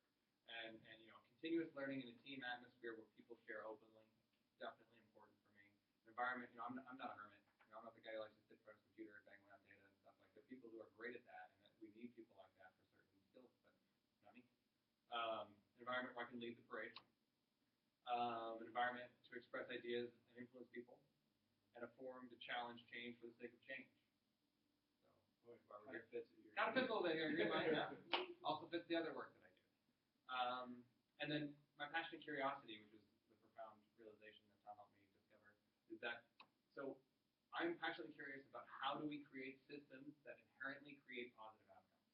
So system, whereas like for instance our the corporate the stock market and the corporate environment that's short-term profit driven probably had a good intention in its origin, but it's inherently creating a lot of negative outcomes. So how do we create systems that inherently create positive outcomes? So you don't have to always be correcting and guiding it and stopping it from doing bad things. It just does good things. That's my passion for it. And it's a phenomenal program. And so that's something he can apply to all kinds of things. And the idea is the more he learns about that and negative systems, I think the more he learns about that, the more effective he's going to be. And that's really, again, kind of how Einstein and Da Vinci and others did it. It's this constant pursuit. So the same for me, the more I learn, the better I teach. The more I learn, the better I teach. So it's something you're constantly energized by as you're finding answers. And that's all the greats, that's what they did. They kept searching for better answers. Their thesis when they had at 20 changed when they were 25 because they realized, oh, shoot, I missed this thing. And then they added to that. And they had another epiphany, and they added to that. And that's what you have to continue to do, is continue to bring value, find new discoveries that you share with the world. I have a question. Yep. And I really, this might sound snarky, but I'm really just curious of what you think about this. Like, what about the millions of people who are fast food workers, janitors? Sure. Absolutely. Don't you want the best fast food worker? So I actually use this a lot because I grew up in Chicago in the restaurant business. And don't you want the best waiter or waitress? We get that all the time. We know what it looks like, right? We know what a lousy one looks like, right? But we also know what a phenomenal one looks like, right? And the rare times we get that, we really appreciate it. But what do we do as a society? We frown on that. We We look down on that for some reason. I don't look at it that way. To me, there's no hierarchy. Everyone has value. I believe that since I can think. And because they don't necessarily aspire to be the CEO. They truly love what they do. In a society, we make the mistake. We say, well, you don't want to be a waitress your whole life, do you? And we push them out of that into something else they don't really want to do. And then what do we end up with? A lousy waiter or waitress. Don't we want somebody that loves? And our problem is we look at a garbage collector, right? If somebody's dirty and hates it, the best ones don't think about it that way. The best ones think is, I'm making your neighborhood look beautiful. There's a great TED Talk. How many of you follow TED Talks, watch TED Talks? There's a great one I encourage you to watch by Chip Connelly on Joie de Vivre Hotels. And he talks about what should we measure. How many know about the country of Bhutan and measuring happiness, gross domestic happiness? There's a great talk, and it's in the first few minutes of his talk. He talks about this housekeeper, Vivian, from Vietnam that worked at one of his first hotels. And she was phenomenal. She worked as a housekeeper for years for him. He finds out, Vivian, don't you want to do something else? Do you really want to clean toilets your whole life? She kind of looked at him like, well, that's not what I do. I'm thousands of miles away from home. I know what it's like to be away from home. I've been away from home for many years and missing family. What I do for people is make them feel like they're at home when they come to a hotel. So it's all a matter of perspective, right? And what they want and the value they think they can provide, not what you think they can provide. So we have to get away from that. Is what you measure aptitude or interest? Because when I went to college originally, they have your aptitude test Sure. that you're good at, and mine always said that I should go into finance or engineering. Yeah. I went into finance, and I hated it. Yeah. I'm really good at math, Yeah. but I'm miserable, and that's why I'm back. Yeah, it's those are both too broad, and I did the same thing. For example, one of the things that it said about me, because I loved camping and stuff, that I should be a forest ranger. Being out in the woods, that's the exact opposite that would work for me. The problem is those are all too broad, and most of them today are too broad. The problem is none of them correlate to data. It's the correlation of the data that matters.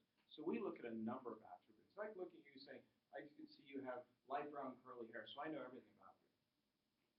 Well, that's kind of stupid, right? Or you're a woman, so I know everything about you, right? We make that mistake, right? All the time, right? But who you are is a combination of factors. There's a number of things: talent, strengths, behaviors, motivators, passion, curiosity, your experience, your journey, where you've come from. That is more unique than anything. Do you have siblings? Okay. How many of you have more than one sibling? How many of you have more than two siblings? Okay, I grew up in a family of 6 kids. Okay. Every one of us are incredibly different. Even though we have the same parents, same house, same schools, seems like we're on the same journey. Incredibly different, right? That's something also unique you bring to the table. And the perspective and the wisdom you've gained along the road, that's one of the incredible values you have to provide to the world. So we look at things like that as well.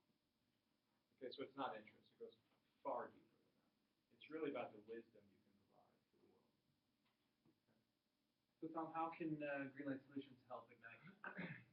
Wow. We're just getting going. We launched version 1 last July, but there's really, we're trying to solve real world problems. So there's a lot of things we're going to build from here. I'll talk about a couple that we could maybe work on. One of them is that we're challenged with, and Kevin and Sharon, you know what this is like. One of them is really sustainability for keeping in contact. It's a huge problem because this is such a personal thing. As an online company, we have to think about scalability. And because it's so personal, just sending emails to people and following up and sending a link here, sending a link there, it's not keeping people engaged. And what we found is whenever I work with people one-on-one, just like I do today, well, Kevin's going to talk to 2 more people tomorrow about it, another person tomorrow about it, and that's actually how we get customers. And that's the best way. When Kevin, meets with somebody over coffee and says, oh my God, you really need to go through this because they can see that that person is really struggling. But if we're out of sight, out of mind, it may not come up because Kevin's so busy or Sharon's so busy, and that's what happens with a lot of our customers. Or they actually, even though they have a shift, they go back to work in what they're doing. Because what I found more than anything, we're discouraged by those that love it. How many of you got a degree, started work on it, and then said, you know what, I'm not going to do that anymore. I got to do this. You say, what? What are you're going to change? What do you do? You spend all this money on this, but you're going to change? Most people change. But most people, when they want to shift, people say, well, that's great. You spend all this money, you spend all the time. You can't do that. And they, oh, okay. And then they go back to work. One of our biggest challenges is how do we continue to encourage people to do this? But I've got a million of them. But that's one of our immediate challenges for sure. But there's a lot. We want to not fix education. We want to replace education. Actually, how we get education content. To me, schools should be out of the book business. There's so much content online between TED Talks, podcasts, blog posts, books. You know, we have access to everything. Why in the book business? Plus, as you probably know, in the both majors and minors you take, a lot of the classes you have to take really aren't a lot. You're having to take them just to fill out the curriculum, right, for the school and then pay them more money. We want to be far more focused with people's curiosity and give them all that content, deliver all that content to them, and really replace it. You working with Google Education, Discovery Channel, History Channel, and others, and deliver all that content to you based on your curiosity. So even kids from 7th grade on really taking master's programs based on the curiosity versus the crap that they have to take now. And then one of the other things we're developing is communities of curiosity, so we can crowdsource curiosity. Imagine if you connect with people around the world that want to solve the exact same problem you want to solve, and I guarantee you they are. But then what role should you play? Again, are you the leader, you're the writer, you're the project manager, are you a teacher? What value do you provide within that? So that's 3 of about 1 million things we want to build. But so I know you want to have any interest in any of those, John? I think we have one more question over here, Tom. Okay.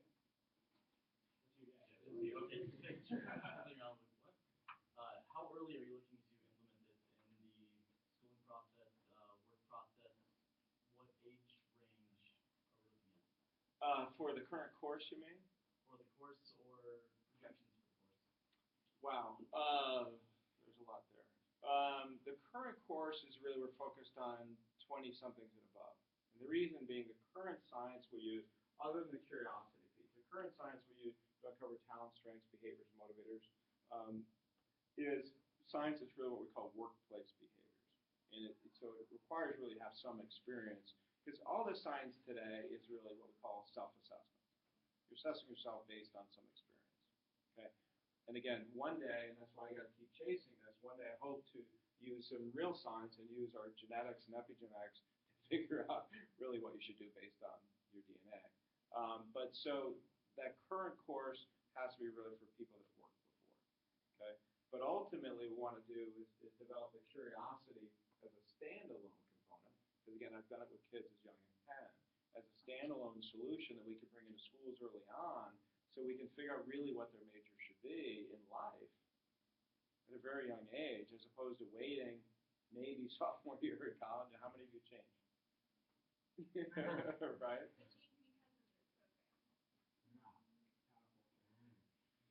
So we want to hit people a lot early, but we decided to launch with this anyway. So I don't know if that answers. There's a lot of things we want to work on in a different phase. We want to work on them all, and the work we want to do with you guys isn't necessarily based on solution today. It's to make sure we think about it before we build it.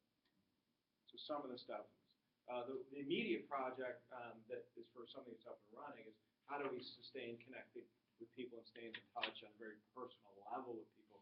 That's something I need today. But all these things we're thinking about, I need someone to help us think it through today for sustainability so that we build the right solution, right? So we make sure what we build, we don't have to change it down the road and spend a lot of money changing it. Thanks, Tom. Yeah. Thank you very much.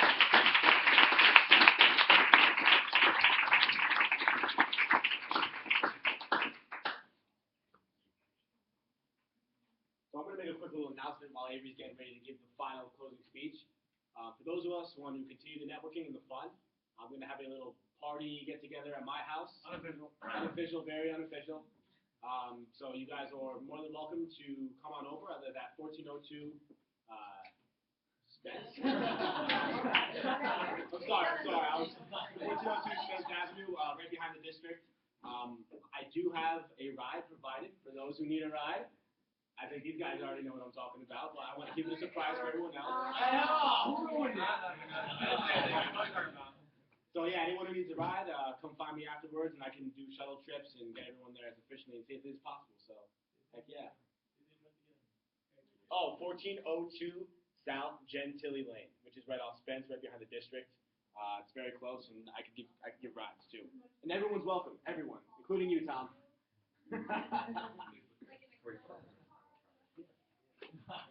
So, sounds like there's a communication strategy project with Ignite, which would be really, really a great project, both for Ignite and for GreenLight, because we had some similar struggles in the last couple of semesters. I think it'd be an awesome project. So we're really only looking for about 4 to 6 students per project. So there's the Ignite project and all the other projects you heard about. Do we have the sign-up sheet going around? Sign-up sheet?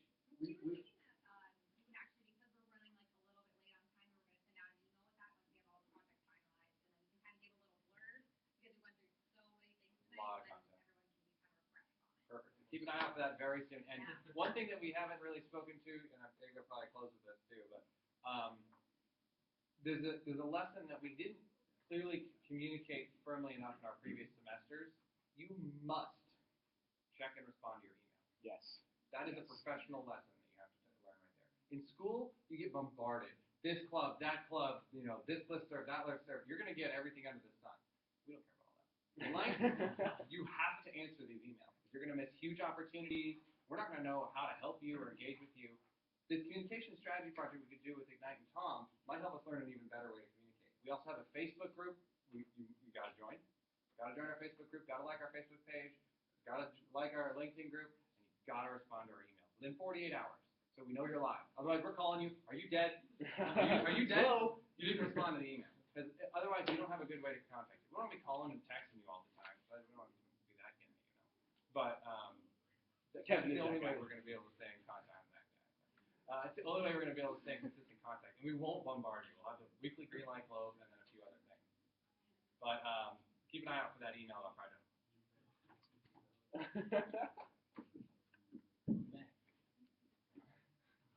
Well, you got the spiel. It's kind of a big deal.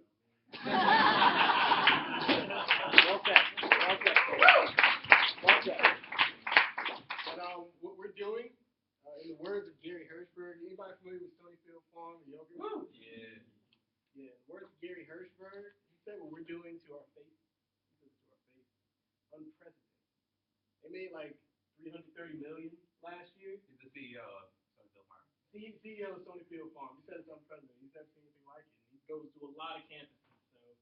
So, you guys are in. Welcome, but it's go time. Now it's time to execute. Quote that really rings with me, Vince Lombardi. Yeah. Those enemies, you've been on. Hannah knows I love Vince Lombardi. But we can never reach perfection. But if we chase perfection, we can catch excellence. Yeah. Woo! Let's go. Yeah. We're honestly not. We have so many things on our plate. We're obviously not going to, be perfect with everything. But with every little hiccup, every little mishap, I want you guys to strive to do 5 great things or 5 good things. Just keep that ratio. Just keep striving to basically do good work and have fun. We're gonna do some awesome things this semester. I'm stoked. Like I'm really, really excited for this semester. We have so many great opportunities.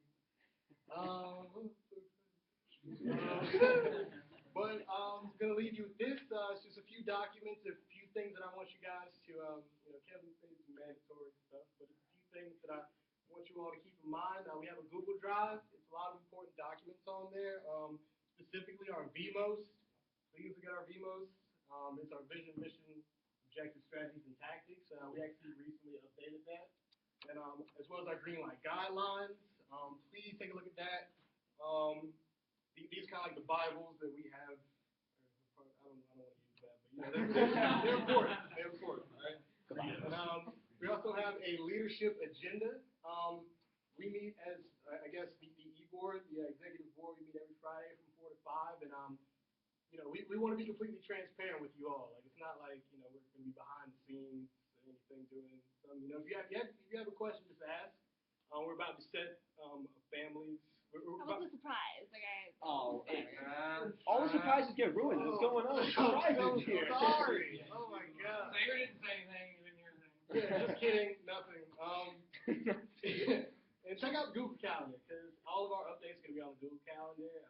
So the Google Calendar that he's talking about, you'll get added to it as someone who can view everything on it, and it's also embedded in our website, so you can see events. We put the Geos Wrigley Speaker Series on there and a number of our own events on there. But you'll also be on an internal calendar that's all of our projects info and whatnot. And then in terms of the Google Drive that Avery was talking about, if you'll get added to access to that too. So you'll get an email in your inbox, check your email, which will give you a link. So the email you provided when you applied, both the one your ASU email and the one that you said is your preferred, if there's a different one, those will get added to the Google Drive. So you'll have access to those files and folders. And you'll learn more about this in the training session next week. Yes, there will be a quiz and a test. Just familiarize yourselves with it. We'll go over all of it in detail during the orientation. So if you used Google Drive before, it's pretty easy to navigate. If you've used Google Calendar before, you'll be familiar with it. But you'll be added shortly to the GreenLight stuff. So start checking it out. We'll go over the detail in orientation. Yep. And again, if you guys have any questions, you get overwhelmed at any point, ask us. Yeah, please reach out. Please reach out. Please. Please. More than one to help. And, all right, everybody, just let's get it going. Okay, wait, hold on. All right.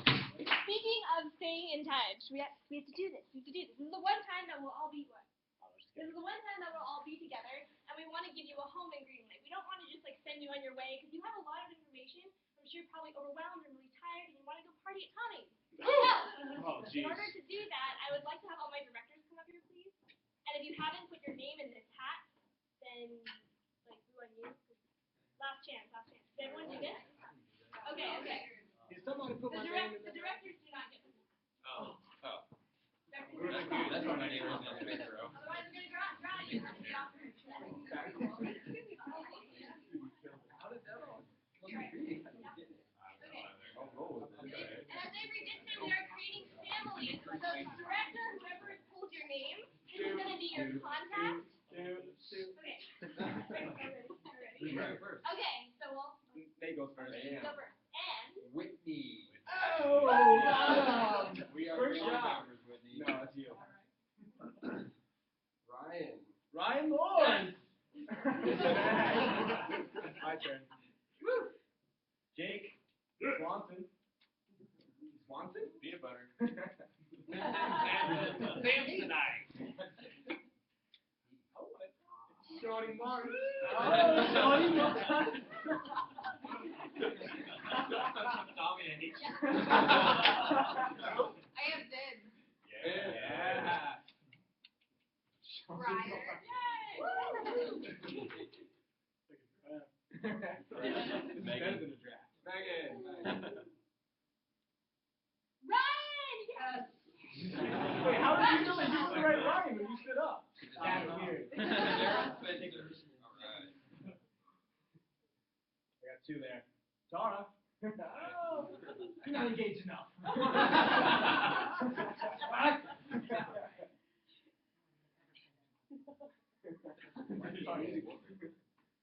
Ashley Gwillian.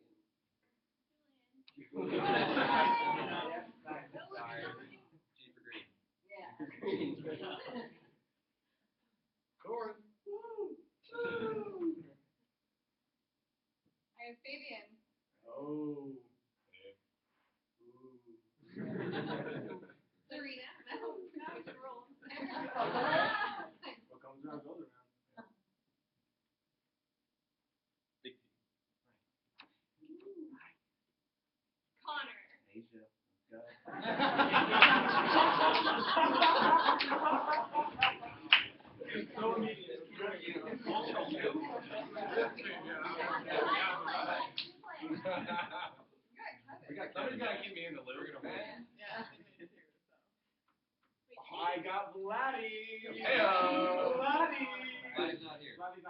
memories, great. So everyone's like looking around. Like, glad we're getting intel right now. So. Why not? Right now.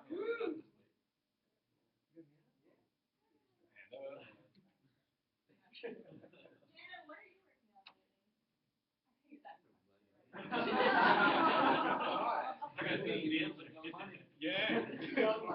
We're gonna forget about that. Okay, don't worry, we're gonna get more people because some people aren't here. So, but acquaint yourself with your board members. If you need anything, these are the people that you talk to. So get their numbers, friend each other on Facebook, get really, really cozy because this is gonna be your family. This is your family.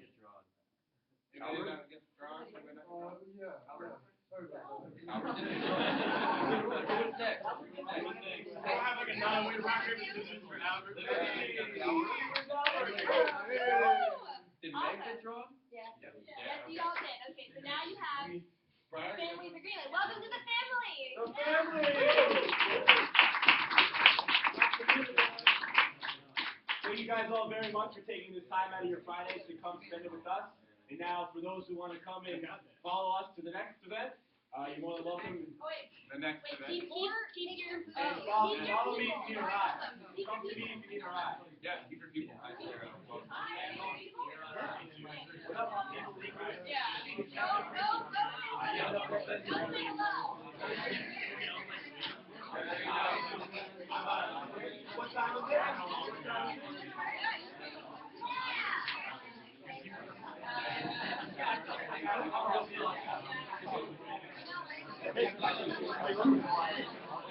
Oh, you were?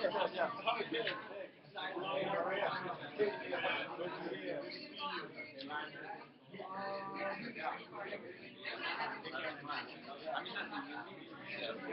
Great to meet you, yeah.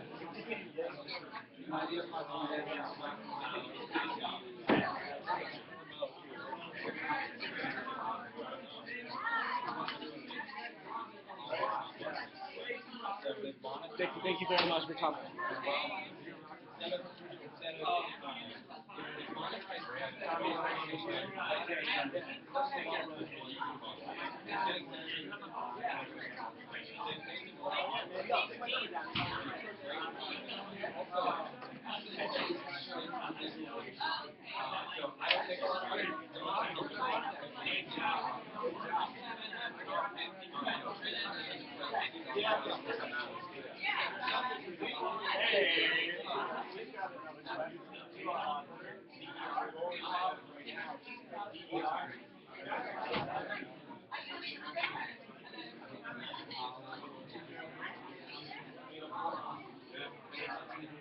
Hang on, don't leave, Briar.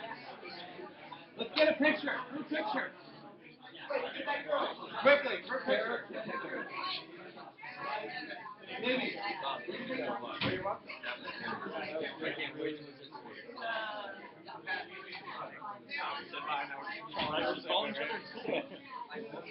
Come here. Over here, yeah. So funny. Yeah. Where are we going for our group? Yeah. All right, good stuff. Yeah. Everybody up here. Mine got like this. But I know, I was like, wait,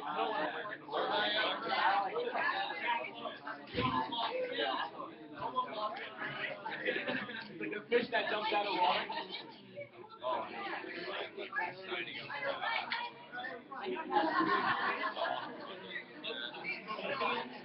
Hey!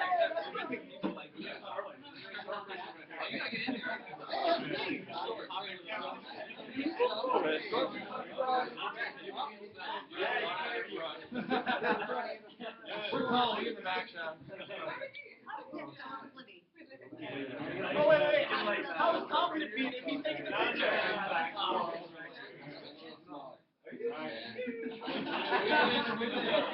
Guys, let's get close. There's a good way. Everybody say no. Captain! I got one, couple more. Come on, smile. Smile. Jump up and down, something. Smile. Great jump. 1, 2.